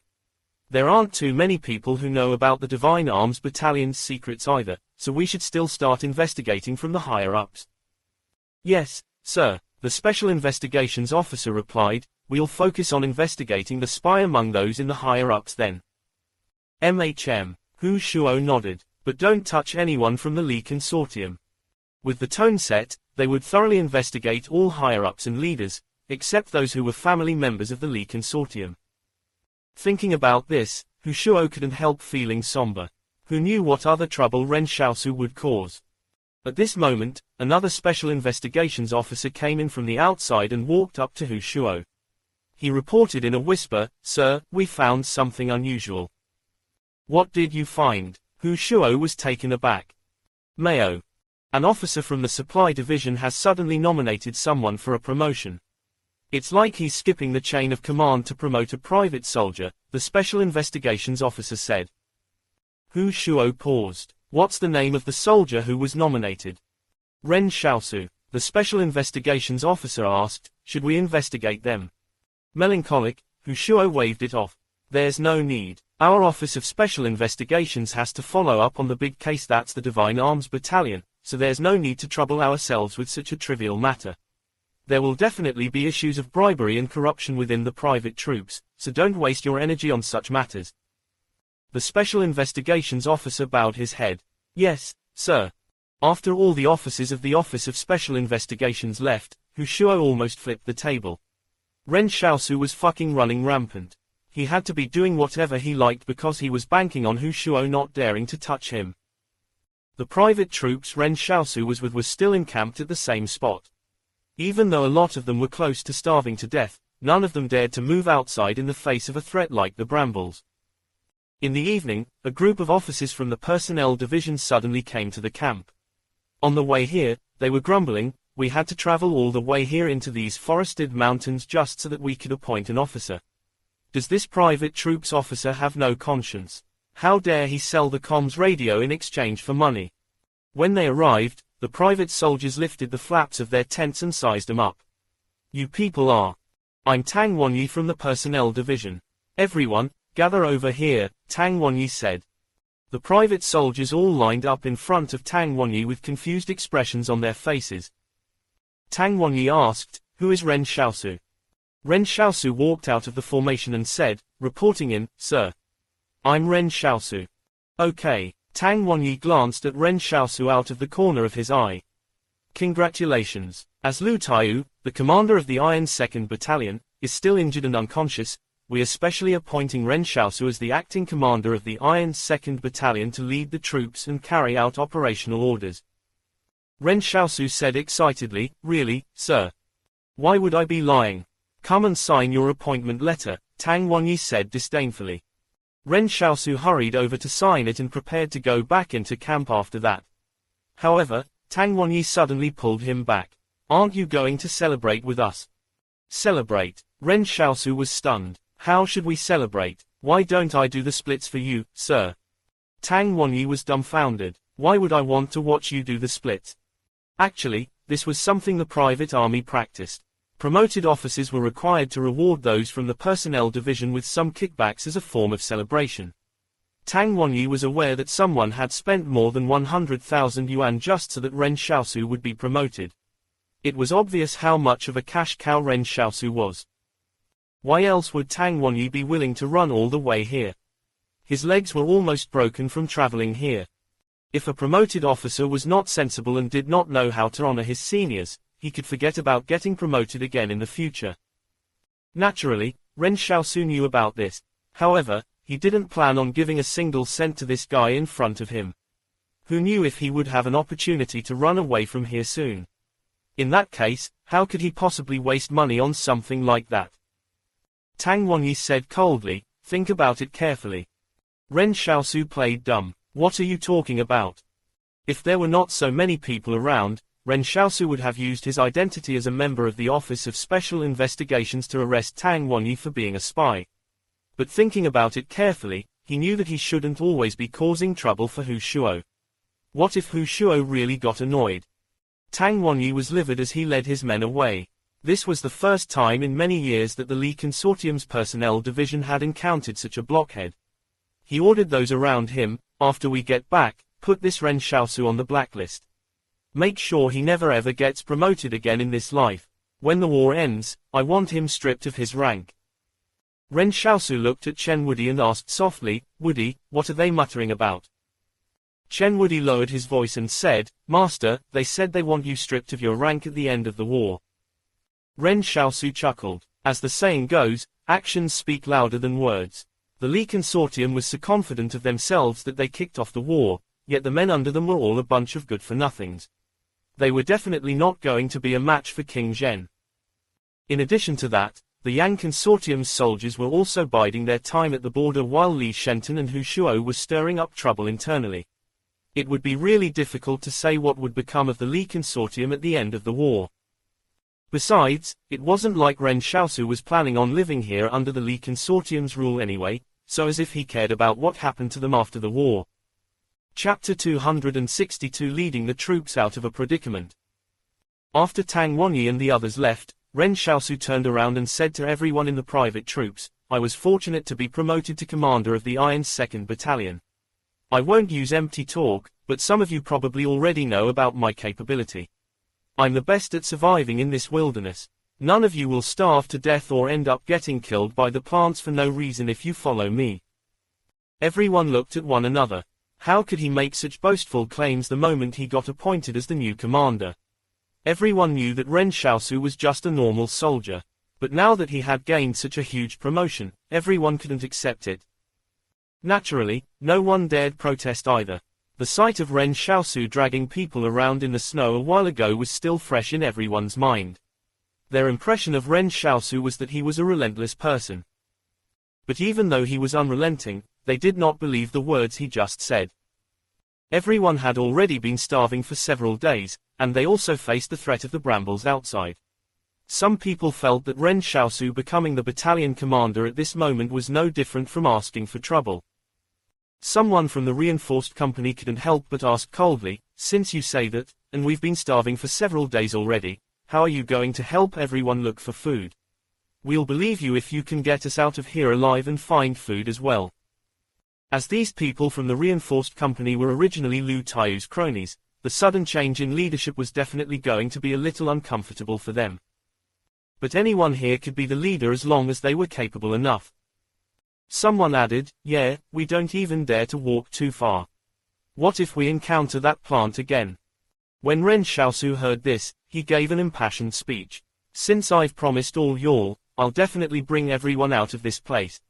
How about this? I'll walk ahead, and y'all can follow behind me. As long as I remain unharmed, nothing will happen to you guys behind me, right? Everyone was at a loss for words. Some people were instantly moved when Ren Xiaosu said he would lead the way personally. They didn't expect he would have such courage. If there really were those terrifying plants along the way, Ren Xiaosu would surely suffer the misfortune first since he would be walking ahead. If Lu Taiyu had been conscious, he would probably have ordered other people to lead the way instead of himself.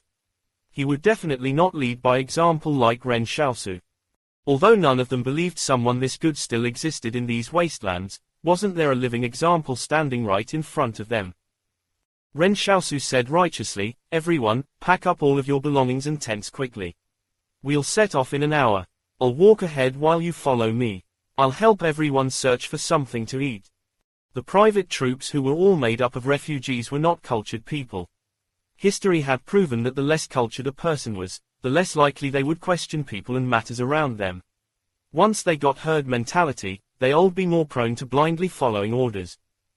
They could never have guessed the plant was actually planted there by Ren Xiaosu.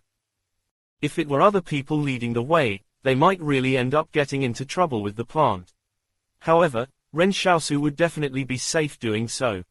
After the troops set off, Ren Xiaosu led them northwards and avoided all of the brambles. Some of the vines suddenly emerged from under the snow and started moving threateningly at Ren Xiaosu. However, Ren Xiaosu just stood clear of its attack range. In the eyes of these private soldiers, it was as though Ren Xiaosu was imbued with the power of the gods.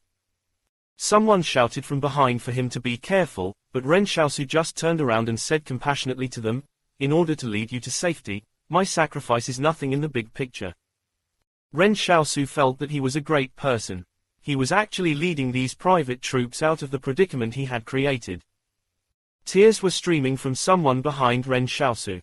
"Thank you, Battalion Commander. Thank you, Battalion Commander." Ren Xiaosu continued advancing while counting the gratitude tokens he received. Good, he had gained yet a few more gratitude tokens. Although there were several dozen private soldiers thanking him, only a few people's gratitudes were sincere. Someone from the reinforced company whispered, "It looks like he really is competent. It might be a good idea if we follow a good leader like him in these current times." The company commander said calmly, "Let's observe the situation for now. It isn't such a big deal if he just gets us out of here. I'll only be convinced if he can successfully lead us to some food as well." In reality, it did not matter to Ren Xiaosu whether he could convince them since he wasn't planning on doing so in the first place. His priority was to bring them to the designated location he had discussed with Tang Zhou. The people behind him were not even sincere when they thanked him.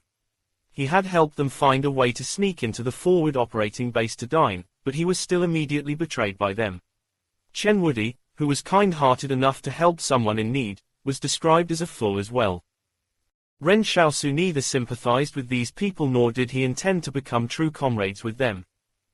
By this time, they had left the brambles plantation. Ren Xiaosu turned around and said to everyone, "Those vines very likely only grew in that small patch there, so there's no need to worry about them anymore." Everyone heaved sighs of relief in response. Someone said, "Then can we rest now?" Some of them were about to sit right down in the snow. The private troops were lazy like that. But Ren Xiaosu continued, "We still can't rest. I promised that I'd search for food for y'all, so let's overcome the difficulties ahead of us first. And I have already come up with a good plan." When they heard they might get something to eat, everyone became excited. Even the reinforced company's soldiers had run out of food a day ago. Everyone was so hungry they were lightheaded. Ren Xiaosu headed into the mountains. But before he could even take 2 steps, he saw a hollow high in a tall tree next to him.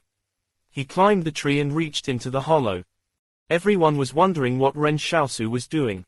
But when Ren Xiaosu withdrew his hand from the inside, a squirrel escaped from within in a flurry while Ren Xiaosu held a fistful of pine nuts and dried fruits they had never seen before. Ren Xiaosu said with a smile, "Everyone, go around and look for similar hollows in the trees like this one. There should be enough food for everyone to fill their stomachs a little.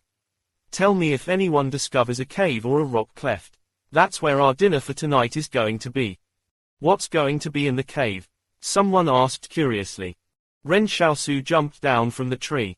As he stuffed a pine nut into his mouth, he said, "After snakes store enough fat in the bodies, they start hibernating, for the winter. When that happens, they become very vulnerable to humans. Also, they prefer to be in groups when they hibernate. If we can find a cave, we'll basically have found a den of snakes, and we can eat roasted snake for our dinner tonight." A ton of venomous snakes, bugs, and ants could be found in the southwestern region. Whenever Ren Xiaosu ventured into the wilderness in the past, he would always be exceptionally alert to this. But most snakes usually ended up as food during their hibernation process.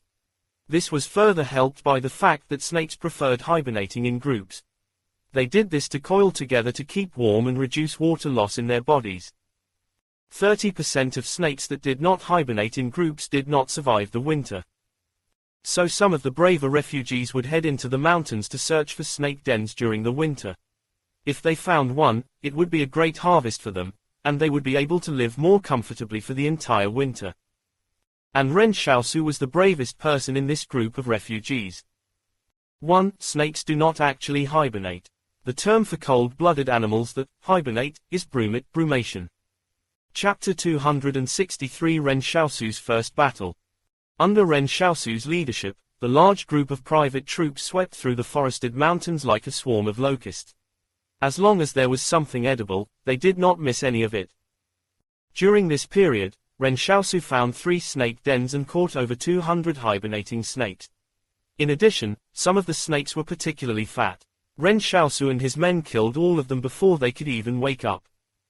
This time, everyone was convinced they would get fed as long as they followed this iron second commander.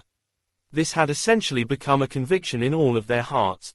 Li Qingzheng chuckled and said, "Xiaosu, you're really resourceful. There's no lack of food wherever you go." In this wilderness, it was an incredibly exceptional skill to be able to find food wherever one went. At this moment, Ren Xiaosu turned around to the reinforced company and was taken aback. "Hey, where's Lu Taiyu?" The reinforced company's soldiers had been taking turns to carry Lu Taiyu. But as they walked on, Lu Taiyu suddenly disappeared. Li Qingzheng said softly to Ren Xiaosu, "I saw them secretly dump Lu Taiyu on the side of the road just now. I think they're finding you more reliable than Lu Taiyu, so they're pledging their loyalty to you now." Ren Xiaosu found this rather lamentable. As the former Iron 2nd Battalion commander, Lu Taiyu had been dumped just like that.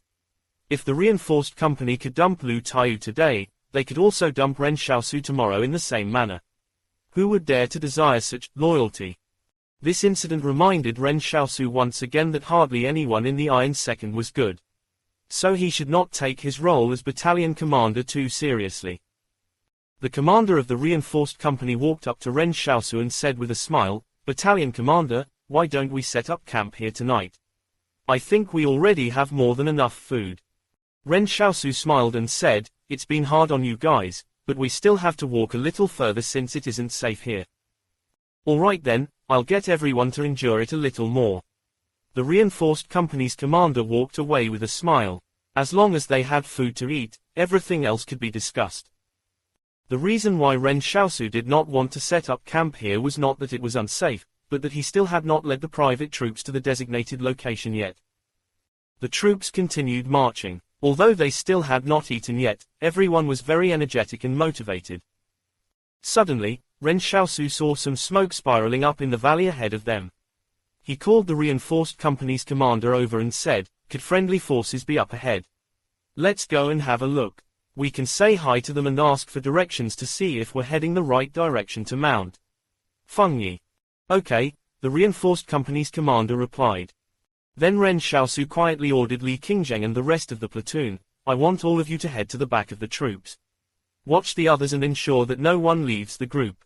If anyone attempts to run away, deal with them as you would with deserters and shoot them on the spot. If a fight breaks out, I want all of you to take cover somewhere in case you get hit by stray gunfire." Li Qingzheng was stunned. Since Ren Xiaosu was saying this, it was clear he already knew who was in the mountains on the opposite side. He was deliberately trying to lead these private soldiers over there. Furthermore, Ren Xiaosu seemed absolutely sure that an intense battle was going to take place. What was going on? Why did Ren Xiaosu know that? Li Qingzheng suddenly remembered that Ren Xiaosu had been going outside very often during the past few days. Could something have happened over that period? After another half an hour's walk, the private troops arrived at the entrance of the valley. The reinforced company's commander said with a smile as he walked in, "I wonder what troops would camp in a ravine like this. They could be another group of private soldiers just like us." Ren Xiaosu smiled and said, "I guess so." In reality, King Yun's trusted troops could easily travel on the main mountain paths here. As long as they were willing to place their weapons down when negotiating with the Li Consortium, no one would have them killed. However, King Zhen requested for them to keep their movements a secret in case a spy from a third party found out about their negotiations. After all, it wouldn't be good if either of the other two organizations found out that the King Consortium was negotiating with both of them at the same time. Therefore, the troops who had been sent here to negotiate could only make their way over in secret. When they reached the designated location, King Zhen would get in touch with the Li Consortium's higher-ups and arrange for a meeting where they would personally come down into the mountains for secret negotiation talks. However, King Zhen had no intention of negotiating with the Li Consortium. Right from the beginning, he was only thinking of leaving King Yun's trusted troops here to die in the Li Consortium's territory. When the private troops went into the mountains, the commander of the reinforced company stunned. He saw the other party dressed in the King Consortium's black military uniform and instantly realized they were not the Li Consortium's private troops at all. So the King Consortium's troops had infiltrated their territory. When the King Consortium soldiers saw the soldiers of the Divine Arms Battalion coming over, their instincts were to raise their hands. We're the representatives of the King Consortium who have come to negotiate. Hundreds of others gradually walked over from the King Consortium's camp as well. Ren Xiaosu saw they had already raised the guns and were ready to shoot at any moment. However, they remained very suspicious of the situation. With these 1,000 of the Divine Arms Battalion's soldiers in front of them, why would they encounter the main force of the Divine Arms Battalion here? Ren Xiaosu asked suspiciously, how can you prove that you're here for negotiations? Why haven't we received any notification? Our frontline commander, King Zhen, is currently in talks with your higher-ups. If you don't believe it, you can check with them, the King Consortium's soldiers said. Ren Xiaosu sneered, put down your weapons to express your sincerity. Don't worry, our Divine Arms Battalion won't harm any unarmed troops. The King Consortium's soldiers looked at one another while their officer clenched his teeth and considered the proposal. To be honest, he didn't expect to encounter the Divine Arms Battalion here, and he knew very well that they would not stand a chance against 1,000 of their soldiers with only 400 of them. Since they were here to negotiate, they would only return alive if the talks proceeded smoothly. Even if they managed to defeat them and run away at this moment, could they escape the Li Consortium's territory? But even so, would a proper military unit like them just place down their weapons after a few words from their enemies? The atmosphere got even more tense. The reinforced company's commander was already trembling. It was not only him, all the private soldiers were also feeling the same. How could any of them imagine that their Iron Second Commander would be so ballsy as to even impersonate the Divine Arms Battalion to force the enemy to capitulate? So what if they were wearing the uniforms of the Divine Arms Battalion? While they were stuck in a stalemate, Ren Xiaosu suddenly said, why don't we each take a step back? I'll hand over our reinforced company's commander to you as hostage to show our sincerity. The reinforced company's commander was speechless. When did he become an offer of sincerity? Whoever wanted to volunteer could go instead. But before he could react, he was pushed out by Ren Xiaosu and stumbled across to the King Consortium's camp.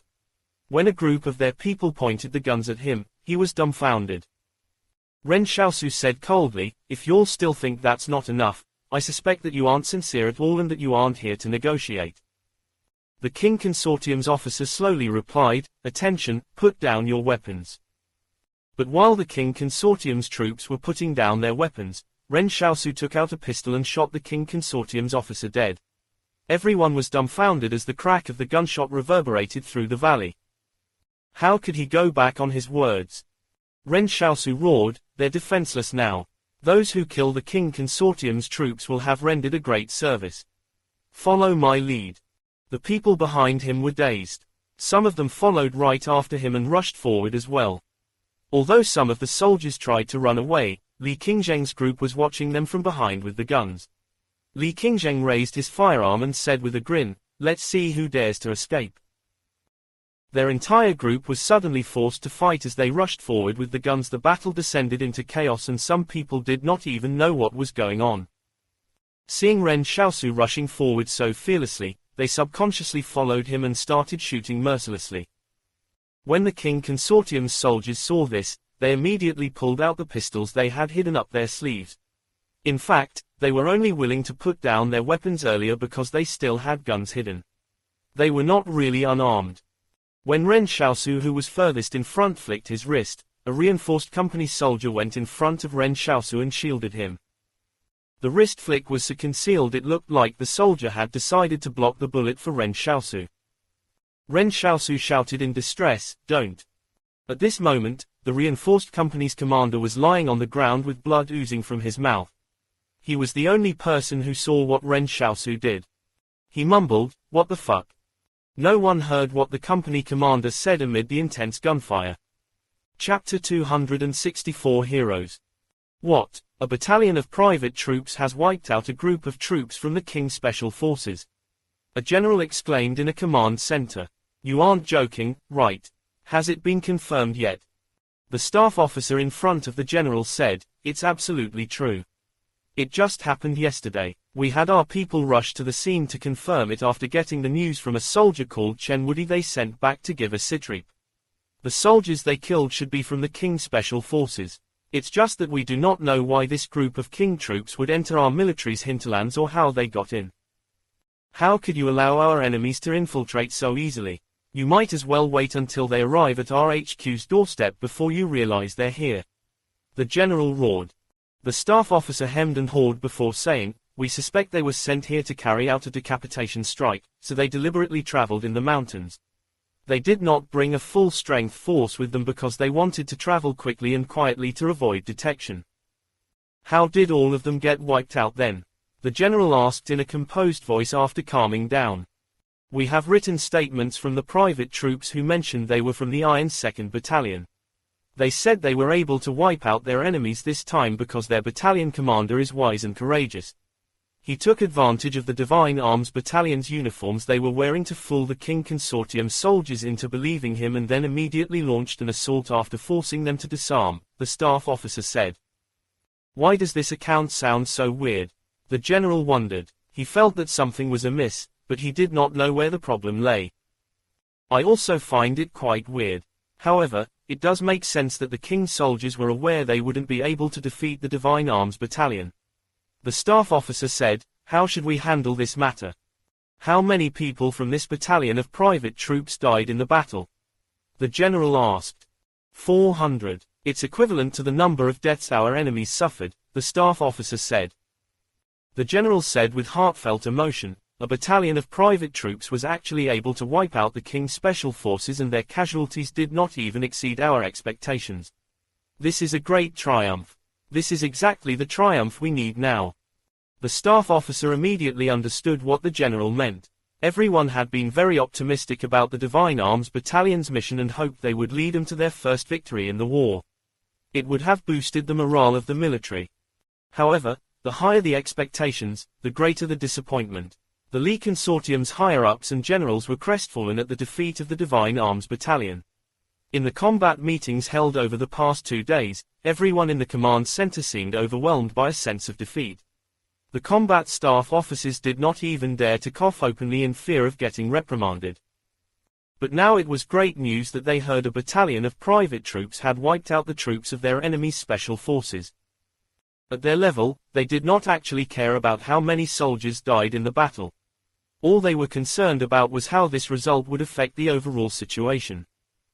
The general said, report this to the board immediately, and request for the battalion of private troops involved to be commended.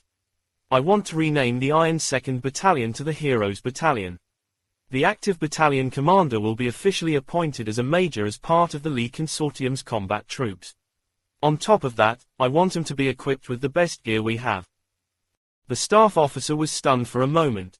This was going to set a precedent for their entire military organization. Even though there were military ranks in the private army, their soldiers were never officially appointed any rank. Therefore, the officers of the private army were just like regular employees, and they could even pay bribes to get appointed to certain positions in the organization. However, the Lee Consortium had never considered the private soldiers as their people before. But with an official appointment now, everything was going to be different. Someday Ren Xiaosu might even get transferred to the Lee Consortium's regular troops and hold an important position. As for reporting to the board, that was only standard protocol. At a time like this, the board would not interfere with decisions regarding the appointment or removal of an officer. As long as the move was beneficial to the war, they would not stop it from happening.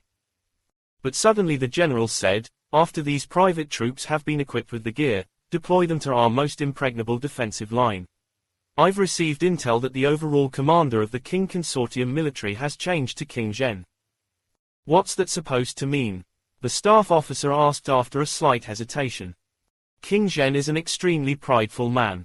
It would be really embarrassing if word of his special forces getting wiped out by our private troops got out. How could a proud person like him possibly tolerate a failure like that? The general tapped his fingers on the table and sneered, "Send these private troops to our most impregnable defensive line to let King Zhen fight them. Let's wear out his military forces." The staff officer finally understood that the general was planning on using these private troops to lure King Zhen into a battle at their most robust position on the battlefield. The battlefield was a large chessboard, and the players involved could not show any emotion. So what if they were the heroes' battalion? They were still just chess pieces. The sacrifice of the heroes' battalion would make them martyrs for others. When the staff officer left, he suddenly thought of a saying: "The merciful cannot control the military, the fair cannot manage wealth." The ancients had always been right in such regards. Full of pent-up anger towards Ren Xiaosu, Tang Wanyi of the personnel division had just returned to the command center. When he came back, he was ready to write up some dirt about Ren Xiaosu so that he could deal him a fatal blow at a critical point in the future. Hey, how could he expect to survive in the military after offending someone in the personnel division? How nonsensical. But at this moment, someone lifted the personnel division's tent flap. A combat staff officer came in with a document tucked under his arm and said, "Who's in the personnel division?" Tang Wanyi immediately put on a placating smile and said, "Over here."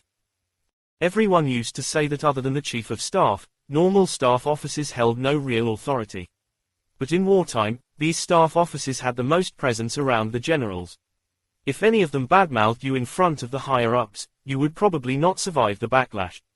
And it would be even worse if the staff officer was a favorite of the leaders. Although the staff officer was submissive before the generals, he was not so polite with those in the personnel division. Execute the order on this appointment document. The private troops Iron 2nd Battalion will be renamed the Heroes Battalion, and Ren Xiaosu will be appointed with the rank of Major. Equip the battalion with supplies and then deploy them to the designated battlefield at the indicated time. Tang Wanyi was stunned. What? Ren Xiaosu, appointed to Major? Tang Wanyi was a smart person and knew what was going on. The staff officer gave Tang Wanyi a look from the corner of his eyes and said, "What? You have a problem with that?" "No, I wouldn't dare. I'll get to it immediately," Tang Wanyi said bitterly. What the fuck? He had to travel all the way back there again after just returning. Before the staff officer left, he said, "It seems like you have a grudge against this Ren Xiaosu. But let me remind you, his rank is higher than yours now. Besides, he's now a war hero who will be the role model for our entire military. If you've offended him before, you had better reconcile with him quickly. Know what your priorities are."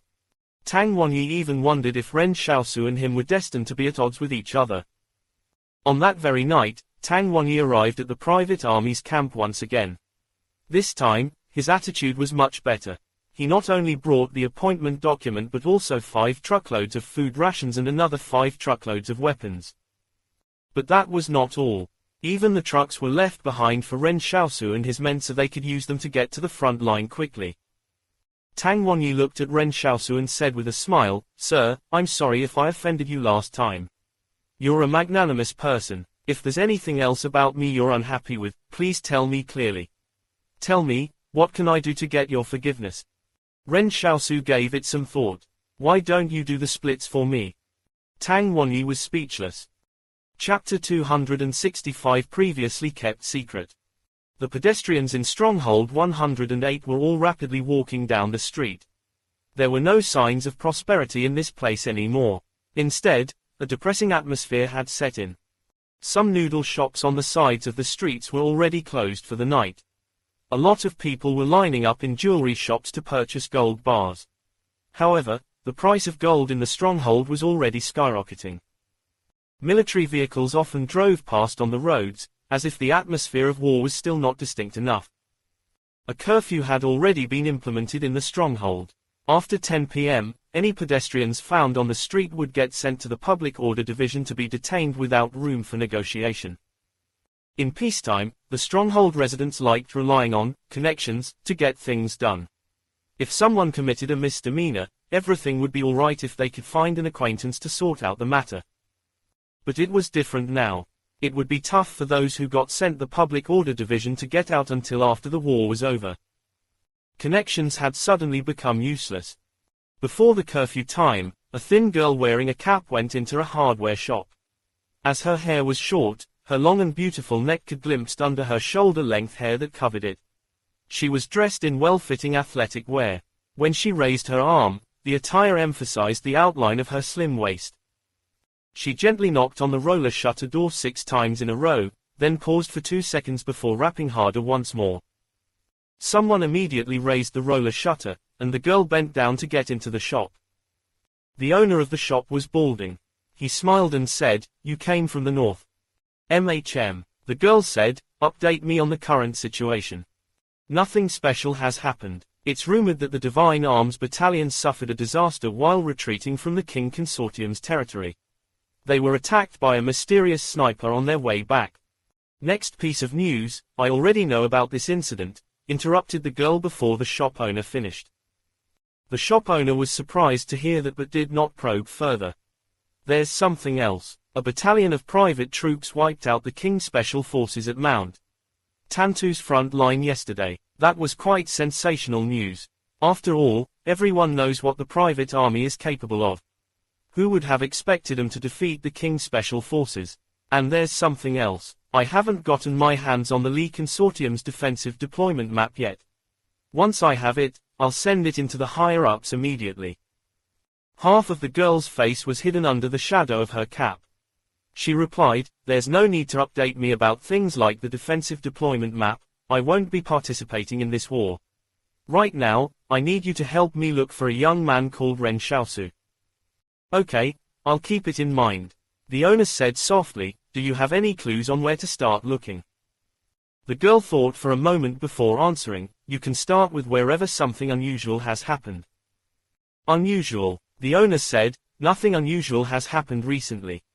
"That can't be." The girl seemed to remember something and said, "Bring me the list for that group of private soldiers." The shop owner was stunned. Did this girl suspect that the young man named Ren Xiaosu was among these private soldiers?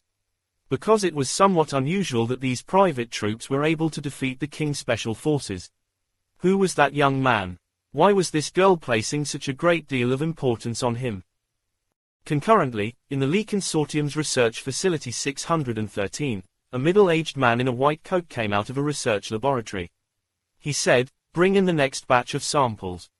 With those words, the pretty secretary immediately called the sample storage room to inform them. Then the manager of the sample storage room checked on the time the samples were delivered here. He counted out 100 bottles of nanomachine samples before sending them over to the lab. One of the bottles was labeled with a note, "Nanomachines started behaving abnormally after tested on a candidate with 0% sync rate." Elsewhere, several operators were looking at the corpses of some nanosoldiers in a nanomachine reclamation factory. They were preparing to reclaim the nanomachines in these corpses before proceeding to unlock and reset them. Huge robotic arms hovered over the bodies as the operators controlled them. The operators were already numb from facing corpses like these all day long. Outsiders might not know what experiments the Lee Consortium was carrying out, but the staff here had been doing the same reclamation operations on a large number of corpses every day. They were not concerned about how these corpses came about, where they came from, or where they would go. They were only concerned about whether too many corpses would get delivered here tonight and affect the time they finished their shift. Of course, they were only allowed to return to their closed-door dorms after work since this was a top-secret job. There was even an entire company of soldiers that watched over them. But it was still much better than having to face these corpses. At the very least, they could still drink free beer or watch videotapes or the like after returning to their dorms. In a way, the daily lives were not exactly that boring. At this moment, the robotic arm buzzed and vertically descended to a corpse lying flat on a stainless steel bed. There was a needle-like catheter attached to the front of the robotic arm that could be inserted under the skin.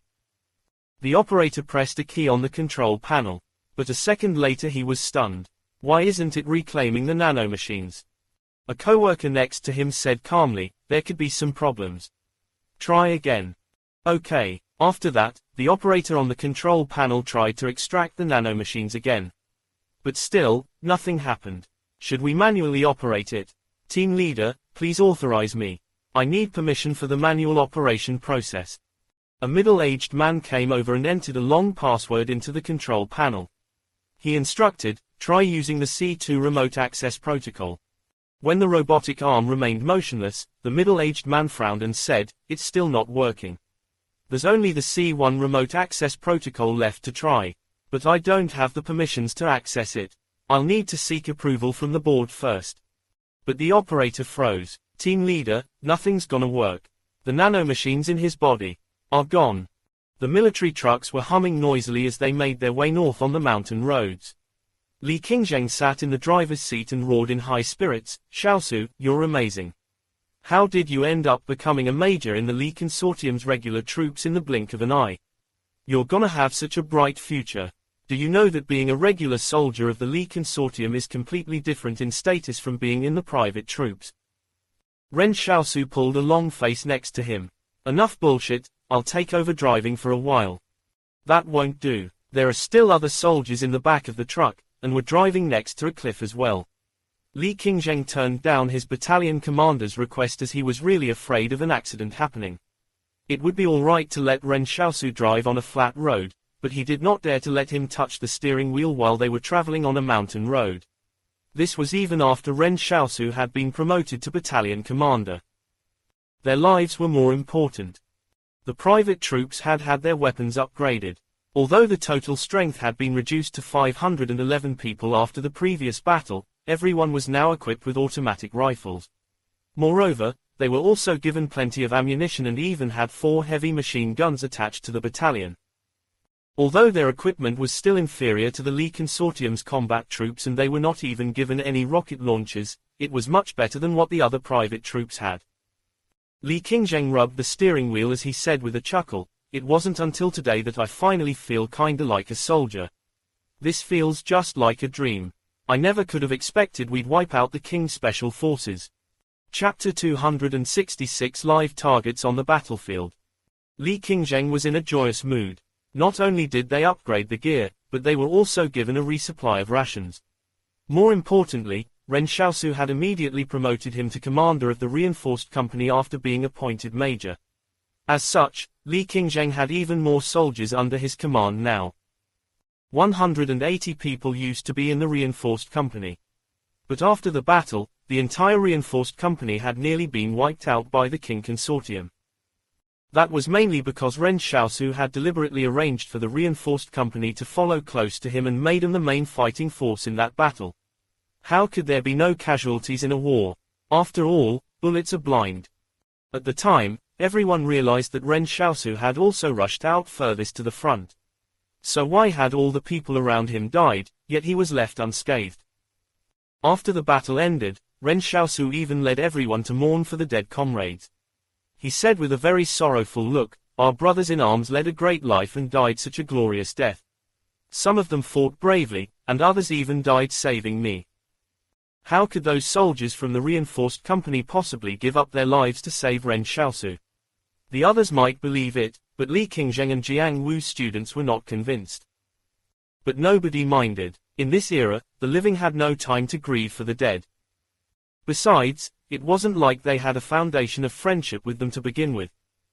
This time, they were under orders of command headquarters to head northwards and had been requested to join up with the garrison at position 313 where a large group of the Li Consortium's combat troops were also stationed. Usually, private troops would not get deployed to important strategic locations like position 313 to provide support. But the situation with the Heroes Battalion was a little different. No one could say for sure if they were still considered as private troops or not. After all, none of the battalion commanders in the private army had been given official appointments before, and no private army had ever defeated any of the Qing Consortium's combat troops either. Let alone the private troops, not even the Li Consortium's regular troops were a match for the Qing Consortium's regular troops. On their way there, they passed 2 forward operating bases. The treatment they received when they entered the FOBs was different this time. The commanders of the FOBs even welcomed them with great hospitality when they arrived, and they were served good food that included delectable meat dishes. Not only did they have food to eat when they arrived, but they also found it unnecessary to pack some buns to take with them on departure. The people from the fobs would load up baskets of buns onto the vehicles and even gave them beef jerky to bring along. This made Ren Xiaosu feel somewhat uncomfortable. There was no room for him to make use of his street smarts. When the commander of the fob sent him off, he said with a smile, "I wish you all the best going forward. When you get to position 313, we hope to hear about the glory of our Li Consortium's combat troops again." He took 20 minutes just to bid farewell to them. It was undeniable that he was fawning upon them. Actually, this was just how the Li Consortium's system was structured. When a new star rose, the sycophants would always think this would be a good opportunity to pander to those above them. If they did not do it now, it would be too late when the new star reached the top. But after they resumed their journey, even Li Qingzheng noticed something was off. "Xiaosu, I've realized that everyone seems to know we're heading to position 313. Something doesn't feel right." The movement of a fighting force was generally kept confidential, and it was the same even for the private troops. Friendly forces were not allowed to ask about each other's battle plans without authorization from the higher-ups. But it was really odd this time. It seemed that someone was deliberately telling everyone that the heroes' battalion was headed for position 313. Ren Xiaosu smiled and said, "What do you think is the reason for that? Are they using us to bait the King Consortium?" Li Qingzheng wondered. He was taking a shot in the dark as he wasn't certain about it either. After all, his views were the same as any other refugees. It was very sharp of him that he was able to guess this. Ren Xiaosu sighed and said, "So that's how the Li Consortium treats their heroes. I suppose they're too smart for their own good." "What do you mean?" Li Qingzheng asked curiously. Next to them, Chen Wudi piped up, "What my master meant was, how could anyone not have guessed it when even you were able to think of it?" Li Qingzheng was speechless. However, Ren Xiaosu was also aware that this was a very obvious move. The Li Consortium was openly telling the King Consortium that the private troops who had humiliated them would be at position 313 and was challenging them to go there. If they did not dare to go, it would also be considered a blow to the King Consortium's morale. But if they did, they would have a fierce battle on their hands. Actually, the Heroes' Battalion was only a pawn on the overall battlefield. They were a drop in the ocean. Position 313 was located on the sunlit slope of Mount Shuanglong. Tens of thousands of the Li Consortium's combat troops were garrisoned on the front lines that stretched all the way from Mount Tantu to Mount Shuanglong, passing through Mount Fengyi in the middle. Meanwhile, the front line at Mount Qingsheng in the west that faced the Yang Consortium was even more heavily garrisoned with soldiers. Just at this location alone, tens of thousands of soldiers were traveling to and from the front line on a daily basis. So their 500-strong battalion was nothing compared to that. But fighting a war would never be as simple as solving an equation. The generals needed to play every move carefully and fight for every point that was up for grabs. But the general who made this strategic decision could never have expected that Ren Xiaosu had already discussed matters with the King Consortium. Li Qingzheng was getting extremely worried, but Ren Xiaosu was not one bit worried. He acted like he was just heading north for a holiday getaway. Li Qingzheng looked at Ren Xiaosu and asked, "Xiaosu, aren't you worried?" Chen Wudi corrected, "It's battalion commander." Li Qingzheng snapped, "You're really worthy of being your master's lackey." By now, everyone knew that Chen Wudi was a little mentally ill. He called himself the reincarnation of the great sage while Ren Xiaosu was the reincarnation of Tripitaka. However, they did not have any issues with him. If anyone in the troops had any difficulties, Chen Wudi would definitely help them as long as they were sincere in asking for help. It was really rare for a good person like that to appear in a world like this. When they thought about it sometimes, it was really ironic how only those who were mentally ill were willing to be good people. Ren Xiaosu, who was resting next to Li Qingzheng, opened his eyes and looked at him. "You can rest easy. With me around, nothing will happen." He could not just say to Li Qingzheng, "Don't worry, I'm the King Consortium's head spy planted in the Li Consortium. They won't attack the place I'm at." He could only beat around the bush. Although Li Qingzheng admired Ren Xiaosu a lot, he still could not help but ask, what if they focus their forces on attacking us for the sake of getting revenge? Ren Xiaosu got impatient. "If you let me drive for a while, I'll answer you right away." Li Qingzheng immediately gripped the steering wheel tight. In that case, I don't want to know. Ren Xiaosu was annoyed. Suddenly, a hawk skimmed over their vehicle at low altitude. Ren Xiaosu looked out of the window and saw the bird probably had a wingspan of more than 4 meters. What an awe-inspiring sight. These days, it would be challenging for any air forces to engage in aerial activities with those ferocious flying beasts up in the skies. The main difficulty laid in taking off since they would easily be targeted by these flying beasts. Wars between humans in the past were a little more diverse than this current era. Then was a time when, those that could fly were not necessarily birds, and those that could swim were not necessarily fish. But now armored brigades and artillery units were the keys to victory since only land battlefields were left to fight on. Meanwhile, nanomachines had become the most significant variable in current wars. The Yang Consortium's armored brigade quietly arrived at the front line of Mount Ping at this moment. In the Yang Consortium's battle plans, the armored brigade would work with 2 infantry brigades to tear apart the Li Consortium's defensive line with a 40-kilometer wide breach within 3 days once the war broke out. That would leave all of the Li Consortium's defensive anchor points at the front line of Mount Qingsheng ineffective. But of course, the Li Consortium were not sitting ducks either. Since everyone still had their trump cards hidden, no one would know what the outcome would be until after the curtain was lifted. Chapter 267 No harm in having more skills. Li Qingzheng had expected soldiers to welcome them when they arrived at position 313. He even thought they would volunteer to serve them warm meals. After all, that was always the treatment they were getting throughout the journey. But when Ren Xiaosu led the private troops and arrived at position 313, Li Qingzheng realized that the soldiers in this military camp did not seem welcoming of them. Their attitude was clearly different from those at the FOBs they had stopped by before coming here. The soldiers in the transport trucks passing by were looking at them coldly. When the private troops reached the camp, not even a single person was there to welcome them. Li Qingzheng scratched his head at the entrance of the camp.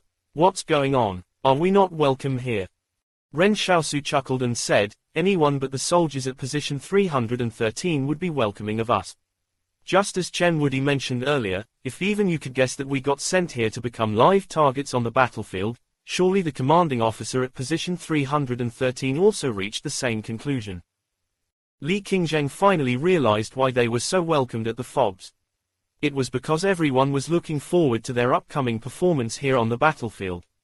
But they were not welcome at position 313 because their arrival meant that Qingzheng would most likely send a large force here.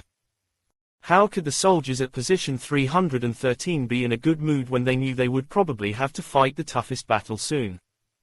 But Ren Xiaosu did not care about this in the slightest. He went straight through the camp entry procedures at the sentry post and strolled in with his force of 500-odd private soldiers. At this moment, an officer blocked Ren Xiaosu's path. When he looked at the soldiers behind Ren Xiaosu, he saw them all standing ungainly and without proper bearing. How was this supposed to be a unit capable of participating in a battle?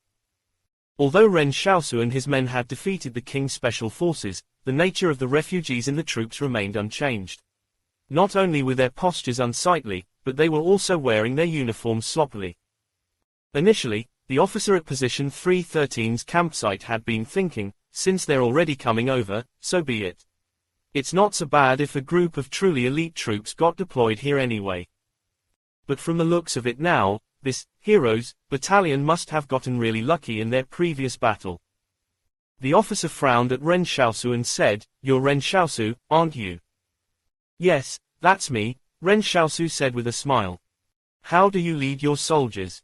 The officer sneered. "They aren't even standing in an orderly fashion. Don't you normally drill?" "Who are you?" Ren Xiaosu said unhappily. "Are you looking down on our heroes battalion?" The officer choked a little before saying, "I'm Ma Kai, the commanding officer at position 313. I'm a senior colonel. I personally oversaw position 313 getting built from the ground up, so I know the defensive fortifications here like the back of my hand." Ren Xiaosu quickly grabbed his hand tightly and said, "Great job. You're exactly the kind of down-to-earth person who can get things done that the organization needs." Ma Kai was speechless. The reason why Ma Kai had said that was to make Ren Xiaosu understand that he was the one who called the shots at position 313. Even if the fucking Heroes Battalion had to come here, they would still have to listen to his command. So how did it end up with Ren Xiaosu extending his regards to him? Ma Kai said with a dark expression, "Don't play dumb with me. I don't know how you managed to defeat the King's special forces, but in my eyes, you people are just pieces of dog shit sent here by the higher-ups to implicate us. I hope that you all will know your place and don't think that you are really heroes. Adjutant Zhang, bring them to where they will be holding. Don't come out here and make trouble for us if it's no business of yours." No one in the private troops dared to say a word. Although they had been basking in glory on their way here, they were immediately brought back down to earth once they arrived at this place. But Ren Xiaosu did not say anything. He just observed the surrounding terrain as he followed Adjutant Zhang and walked north. Position 313 was the general name given to this defensive front. It was a defensive anchor point for the entire front line at Mount Shuanglong and was located in the northernmost part of the whole battlefield. It was also the closest to where the Qing Consortium's combat troops were. The entire defensive front covered an area of over 66 hectares, and extended into the hinterlands of Mount Shuanglong. In modern-day battles, it wouldn't be enough to just defend the high ground. If anyone were foolish enough to only do that, they would easily die to an enemy's artillery bombardment. However, it would be a huge mistake if anyone thought that a defensive front was helpless in the face of modern-day artillery attacks. Sometimes, normal people in the stronghold would often have conversations over drinks about the theory of the omnipotence of missile weapons. But only those who had actual combat experience would understand that for a missile to hit its target accurately, it would require the sacrifice of many human lives in order to pinpoint the precise location of the enemies. Additionally, there were also vehicle-mounted short-range air defense (SHORAD) systems deployed at strategic defensive positions that worked very well against subsonic missile weapons such as grenades, mortars, and rockets, which were not guided and would not be able to get past these air defense systems. Humans did not purely focus on studying the different means of attacks. In the current day, whoever possessed a more advanced defense system would gain a greater advantage with the same level of firepower. It might be possible for the Qing Consortium to bombard the area with artillery fire, but who could afford to shell an area as large as the whole battlefield? Every single artillery shell cost money. The purpose of war is to plunder benefits. If the expenditure outstretched the benefits gained at the end of this war, it would not be considered a victory at all. As Ren Xiaosu kept walking, he looked at the unfamiliar-looking mid-size military trucks. They were parked behind the bunkers, but he did not know what their purpose was. After all, he did not gain any knowledge in this area back when he copied Yang Xiaojun's skills. As Ren Xiaosu still had an unused skill duplication scroll on hand, he was considering whether he should use it on Colonel Ma Kai to gain some solid war expertise. Thinking of this, Ren Xiaosu said in his mind, "Use the skill duplication scroll." The voice from the palace in his mind intoned, "One of the target's skills will be randomly copied. Randomly copied target's amateur Mora skill. Do you want to learn it?" Ren Xiaosu was dumbfounded on the spot. What the fuck is this Mora skill about? The 5 Greats, the 6 Obediences. 2. Ren Xiaosu felt a pinch in his heart. The Li Consortium's prohibition of alcohol was not being seriously enforced at all. They even had a Li Consortium officer that played Mora. Was no one going to do anything about that? Never mind that he ended up copying something like the Mora skill, but it was even an amateur skill. If he were going to depend on this skill in a drinking competition, he would probably end up losing really badly. However, Ren Xiaosu was already aware that the probability of learning something useful was relatively low when using the skill duplication scroll. Successfully copying and learning Luo Xinyu's superpower most probably exhausted all of his luck in recent years. So he was not particularly disappointed about not learning any useful skills this time. At this moment, Ren Xiaosu asked the palace, "What is Ma Kai's proficiency in leadership command?" This information can be revealed if it's for a former target you've attempted to learn from. "He has advanced proficiency in army warfare leadership," replied the voice from the palace. Ren Xiaosu was rather startled to learn that he was actually an expert in this field. It was no surprise then that he was appointed as the commanding officer of Position 313. In the end, Ren Xiaosu still went ahead and learned the Mora skill. After all, it would be a waste not to learn it. There was no harm in having more skills. He had even learned the jumping rope skill, so would it harm him to learn an amateur Mora skill? After all, there was no disgrace in being passionate about wanting to learn something. 1 hectare is roughly equivalent to a rugby union field. 2. Instead of calling out pure numbers, they are expressed with longer phrases matching the numbers. 2010-06, You Can Be My Lucky Scar. Chapter 268 On the Verge of War. As Position 313 covered a very large area, those who were unfamiliar with the place might even get lost here. Ren Xiaosu said to Adjutant Zhang, who was leading the way, Can you bring us a map so we can choose where to establish our defensive position? Adjutant Zhang turned back around and looked at him. He said, The commander has already chosen a spot for you all. All you need to do is to defend your position well. Soldiers on the battlefield only have to obey their orders and shouldn't be questioning them. Ren Xiaosu curled his lips but did not say anything. In truth, it did not really matter to him. Since Tang Zhou had already informed King Zhen that he would be deployed to position 313, the King Consortium would attack anyone but him now. He had only made that remark as he wanted to see if he could choose a convenient spot to leave the camp from to get in contact with Tang Zhou. It didn't matter even if he was not allowed to. That was not a big issue. At this moment, Ren Xiaosu suddenly realized that Chen Wudi had been rather quiet. He asked, What's the matter? Chen Wudi said, Master, I heard a lot of people in the camp saying that they want to send us to our deaths. Oh, that, Ren Xiaosu replied, Don't worry, even if all of them get wiped out, we'll still be fine. Chen Wudi had already awoken his super hearing. Ren Xiaosu tested it out with Chen Wudi before and discovered that he could hear what was being said even if he was just speaking in a whisper from a kilometer away. But this power had its effects on Chen Wudi, because he could hear the evilness in this world. The ancients were particular about being straight-laced. As the saying went, one should pay restrain themselves even while in private. But most people couldn't conduct themselves that way. People were used to talking behind others' backs as dark sides got amplified when in private. The opinions they could not express openly intensified in the shadows. And Chen Wudi could hear all of those things now. If Ren Xiaosu had this power, he would definitely not be burdened by it. After all, he was not innocent himself. But it was different for Chen Wudi. Ren Xiaosu looked at Chen Wudi and asked, Can you ignore it? No. Chen Wudi shook his head and said, They're saying the troops here have already chosen the most dangerous position for us to guard. As long as King Zhen's troops come attacking, we'll be the first to die. What else did they say? Ren Xiaosu asked. They also said that we deserve to die as it would save them from getting roped in. Chen Wudi said dejectedly, But it wasn't our decision to come here. We didn't even offend them. Ren Xiaosu said, They're the ones at fault. Master, what is our purpose in seeking scriptures from the Western paradise? Chen Wudi asked.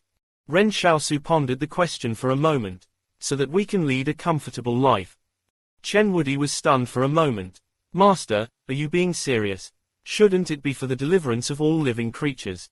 Ren Xiaosu patiently advised, You must save yourself before you can save others. Isn't there a saying that goes, Don't judge others by your own metric? In simple terms, that means you should get rich first before helping others get rich with you. Only by doing it first can you. Chen Wudi put his head in his hands and interrupted, Master, can you stop explaining for a moment? Let me process this for a moment. On the same night Ren Xiaosu arrived at position 313, Luo Lan secretly arrived at the Yang Consortium's stronghold 88. Furthermore, Luo Lan was also being unusually low-key as he only brought 2 orderlies with him this time. Although the Yang Consortium's higher-ups held secret talks with Luo Lan, no one in the outside world even knew he had gone there or what they discussed. But at midnight that night, the Yang Consortium's armored brigade and 2 infantry brigades suddenly started pushing south and were expected to arrive at the Li Consortium's front line at Mount Qingsheng within the next 2 days. They had actually taken the initiative to kick off the war. The Yang Consortium's armored brigade moved out from the front line of Mount Ping led the advance. Meanwhile, the infantry division on the flank closed down on Mount King Sheng from the north with the intention of containing the enemy's firepower. As long as this defensive line was broken, the Li Consortium's defenses in the west would no longer be effective. Meanwhile, the Qing Consortium also made a move on their side. It was as though they had discussed it beforehand. That night, a group of mechanized infantry suddenly rolled in from the north. As the long stretch of mechanized infantry column meandered along on the mountain paths, the lights on the vehicles looked like torches shining in the night. Several engineering battalions were quickly building bridges and paving roads as they moved on the paths. Their speed was so fast it was unbelievable. Meanwhile, special forces had already been deployed onto the battlefield to scout ahead for enemies. Some of the Li Consortium's troops had still been holding at the fobs to reorganize their forces, but all of them got deployed to the front lines by the evening. The 13 defensive positions at Mount Qingsheng were brightly lit as the entire camp was illuminated by huge spotlights. Meanwhile, the military camp was filled with the angry voices of the Li Consortium's officers shouting. When a military truck drove in, the soldiers jumped out from the back of the vehicle and rushed to their assigned spots without stopping. Ren Xiaosu was sitting on a hill and looking behind him. The spot their battalion was assigned to was at the northernmost area of position 313. Just as Chen Wudi had heard, it was Colonel Ma Kai who had arranged for them to guard this position and send them to their deaths. All they had were 4 machine guns. They were not even issued a rocket launcher, much less being given any mortars. It would be a miracle if they could defend their position with the weapons they had. So when the soldiers at position 313 met Ren Xiaosu and his men, they looked at them as though they were looking at the dead. No one believed they would survive. When Chen Wudi sat down next to Ren Xiaosu said to him, "Immediately let me know if you hear anything unusual. We should also have our guards up against King Zhen in case he goes back on his word." Okay, Chen Wudi nodded vigorously. While sitting at this relatively elevated position, Ren Xiaosu could vaguely spot the soldiers at the camp running back and forth a kilometer or two behind them. There were people directing the vehicles with glowing red batons.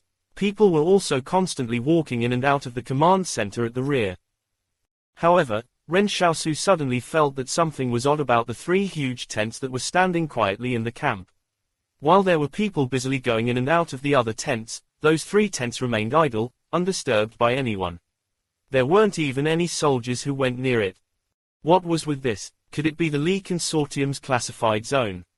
At this moment, Li Qingzheng walked up with an automatic rifle slung over his shoulder.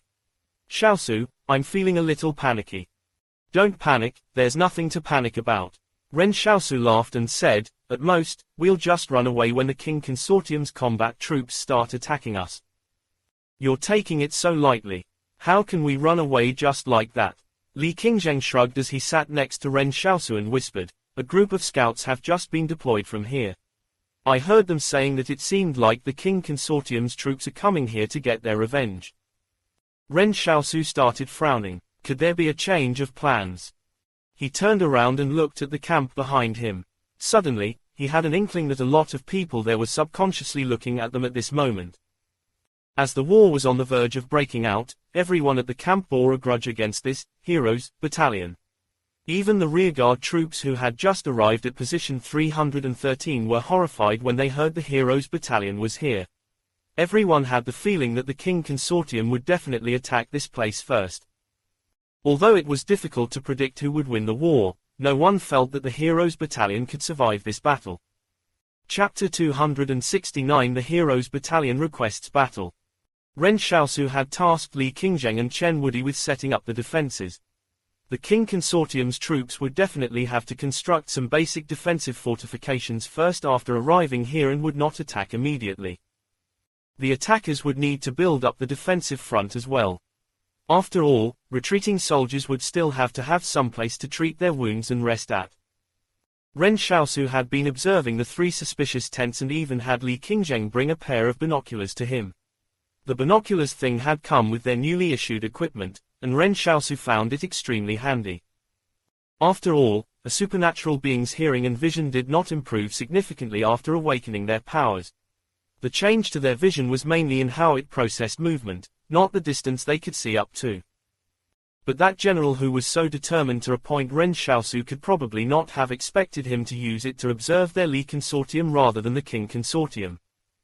Suddenly, Ren Xiaosu saw a small group of people emerging from one of those tents.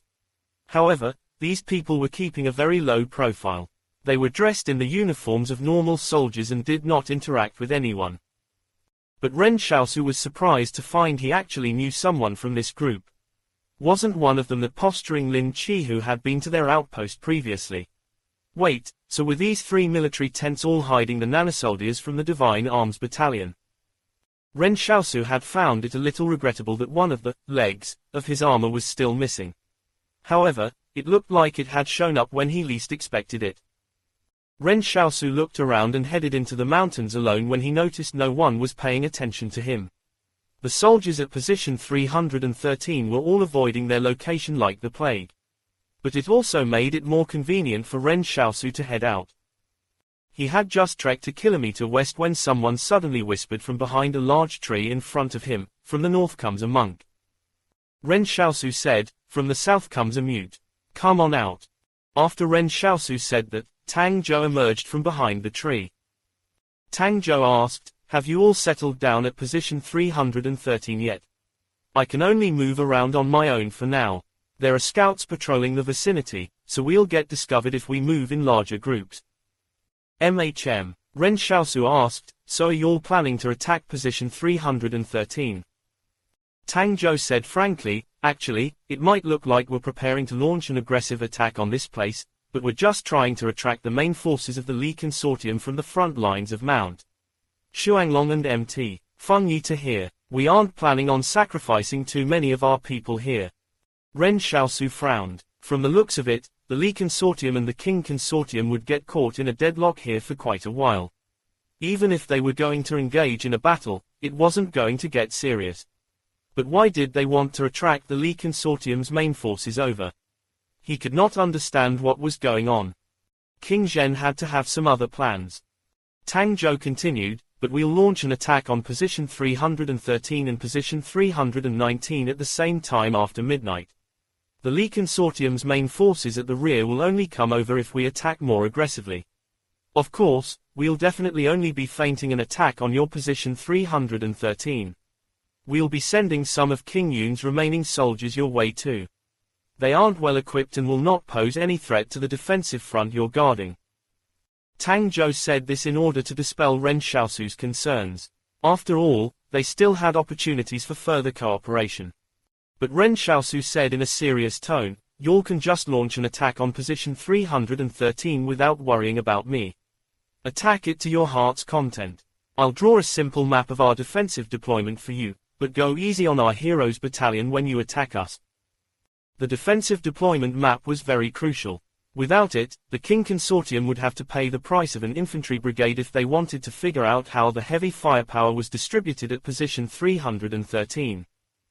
But Tang Zhou became very confused by this. What had gotten into Ren Xiaosu?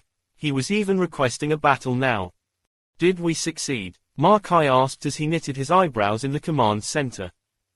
A combat staff officer said, "We attempted to blow up the temporary bridge they had constructed, but our men were discovered by them before they could even get close to it.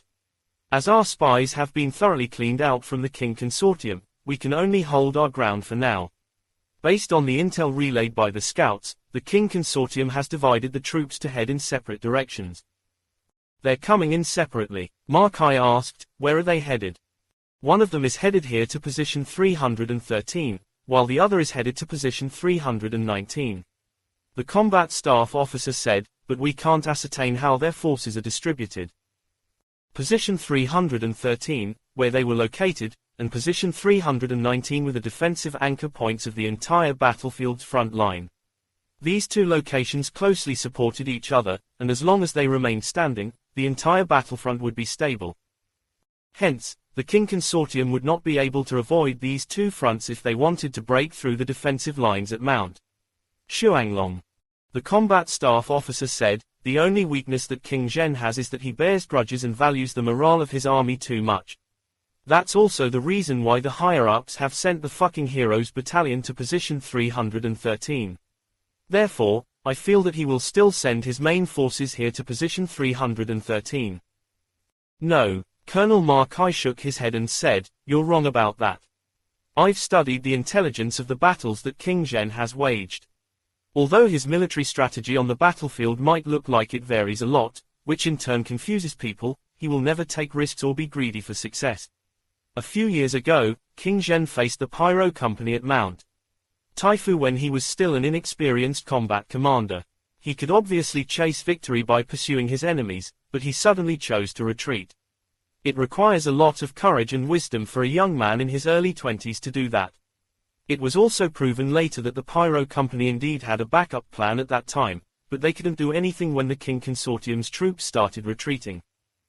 Everyone seemed to think that King Zhen's behavior was unpredictable and full of tricks. He tended to like using unconventional methods to fight his battles, but Ma Kai felt that King Zhen was projecting a false image. The combat staff officer was taken aback for a bit. What do you mean?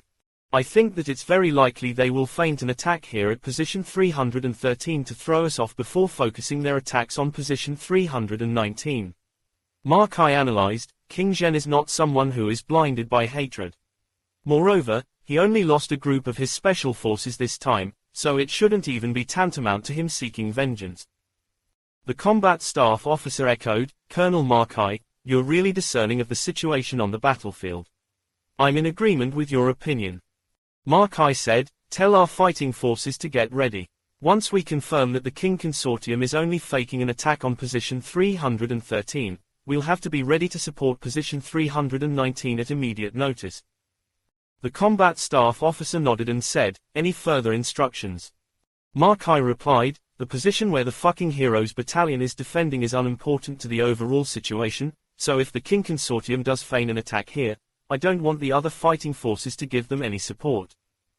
The combat staff officer was shocked. Was he thinking of just leaving the Heroes Battalion to die?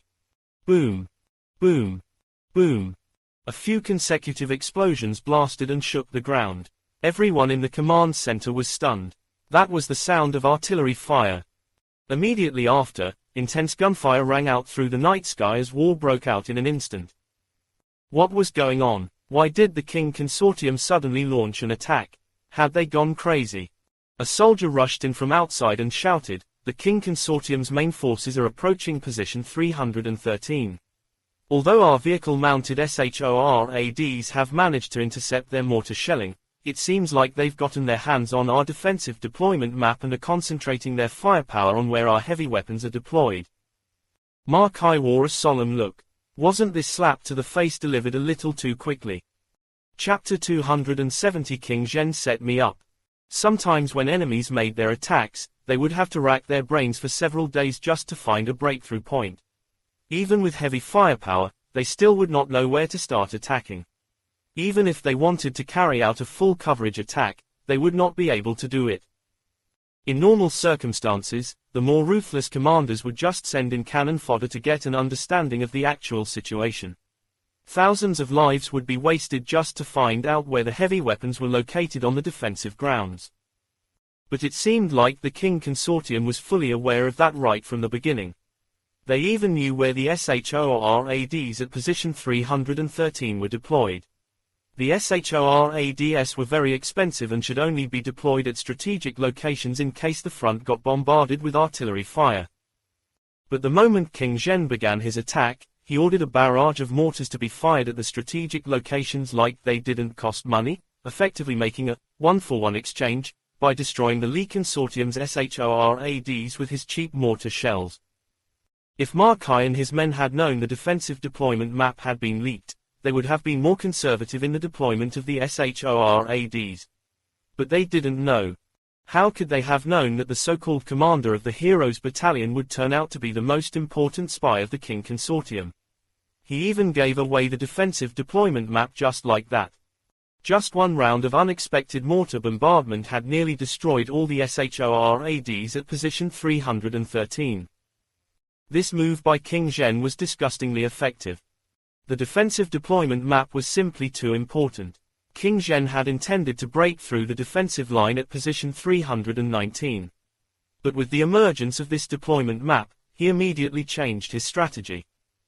If King Zhen did not have the defensive deployment map, a large quantity of those mortar shells would have been wasted. But with it, he could achieve a closer and more accurate strike, forcing the SHORAD forces to be up to their ears in work.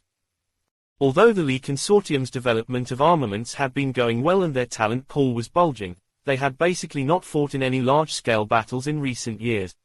Even a talent like Mark I, who had a thorough understanding of warfare, was nothing but a novice. No matter how much theoretical knowledge a person had, it would still take some time to put this knowledge into practice and gain valuable lessons. It was unfortunate that they were facing King Zhen, who did not have any intention of affording them time to grow. At this moment, Ren Xiaosu led the Heroes Battalion to their position located on a small hill on the mountain. There was a small bunker with heavy fortifications around it, while a 43-degree slope laid in front of them. As Ren Xiaosu looked down from up here while lying prone behind the defensive fortifications, the soldiers of the Heroes Battalion were trembling next to him while holding the guns.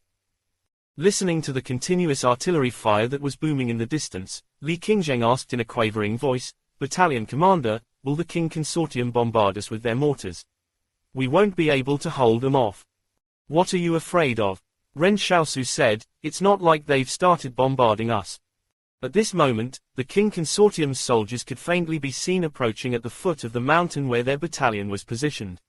Ren Xiaosu roughly estimated there to be over 1,000 of them. This was an infantry regiment. "Are we going to fight them?" Li Qingzheng asked. "Yes, of course we're going to fight. Why shouldn't we fight when we have the terrain advantage?" Ren Xiaosu said, "Let's wait for them to get a little closer." "Any closer and they'll be within distance of hurling the grenades over," Li Qingzheng said anxiously. "There's no need to panic. Everything is well within my control," Ren Xiaosu said calmly. When the King Consortium's infantry regiment got halfway up the mountain, Ren Xiaosu suddenly shouted, "Open fire." The 4 heavy machine guns in the bunker spewed tongues of flame. The machine gun bullets hit the mountainside and splashed mud all around. When one of the soldiers got hit by a bullet in the arm, his arm broke. Although the King Consortium soldiers wanted to rush up, they could not do so.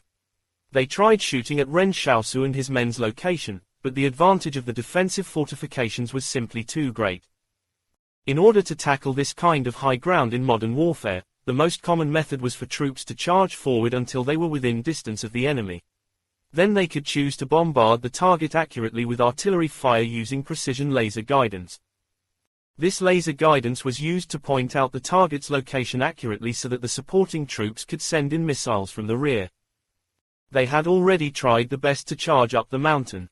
A soldier was holding up a laser guidance device, but no supporting fire came from behind even after he pointed it at the bunker for a long time.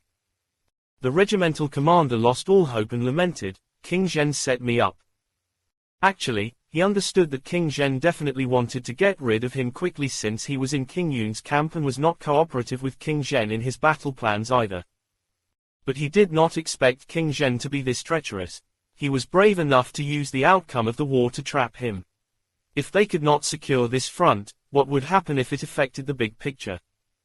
But what he did not know was that King Zhen had absolutely no intention of securing this front, because he had already made a deal with Ren Xiaosu. "Regimental commander, what should we do now?" a soldier shouted out amid the heavy fire coming from the mountain. "Use the rocket launcher," the regimental commander roared. With a loud boom, a soldier who was carrying the rocket launcher was blown away by an explosion. The rocket had exploded before it could even be launched. "Regimental commander, what are we gonna do now?" "Charge." The regimental commander clenched his teeth and said, "After we charge up, we're gonna blow up this position with our grenades. That's the only way we can survive. There shouldn't be too many soldiers defending this position, so we still have hope." A stupid way to storm high ground was by throwing hand grenades. After the attacking soldiers advanced to a close enough distance, they would throw the grenades to blow up the defensive position. When that was successful, the soldiers at the defensive position would no longer be able to stand. So grenadiers in the military used to play an extremely important role. Whoever could throw grenades most accurately would survive and enjoy the spoils of war. Of course, this method was gradually eliminated with the advancement in firepower. Unless it was a desperate situation, no one would do it this way anymore. They had been issued with an unserviceable rocket launcher, and after charging halfway up the mountain, they realized they had no supporting fire. This left the regimental commander in despair. King Zhen had even pushed him to the point where he had to resort to such an obsolete tactic. Several of the brave grenadiers in the troops immediately continued to advance. After they got to the designated distance, they threw the grenades over. Everyone midway up the mountain became quite excited. It seemed like the troops who were guarding this position on the mountain were quite inexperienced for them to get close enough to throw the grenades. After waiting for a short while, the grenades that were thrown over detonated. However, the explosion sounded very soft. The regimental commander was a smart person. So when he heard the sounds of the explosions, he growled, "King Zhen, you treacherous fool, you've gone too far. How could you issue us with dummy grenades?" Although the training grenades were not dummy grenades, their explosive power was extremely weak. The explosions would only produce a sound but were not enough to kill anyone. Moreover, they looked exactly the same as a real grenade. The regimental commander was nearly in tears. It was only then that he realized how unscrupulous King Zhen really was. He did not even leave a way out for them. As Ren Xiaosu kept firing on the hill, he was treating this as practice for his advanced firearms proficiency. He was using the automatic rifle in such a way that it felt like a sniper rifle in his hand. One shot, one kill, that was how accurate he was. Ren Xiaosu said to Li Qingzheng at this moment, "See, we're the heroes' battalion after all. The opposing king troops are not a threat to us at all." Li Qingzheng believed it immediately. That was because he also felt very relaxed when dealing with the enemy. At this moment, the other soldiers of the heroes' battalion also realized that war did not seem that terrifying after all. This concludes the chapters. Show your appreciation by liking this video and subscribe.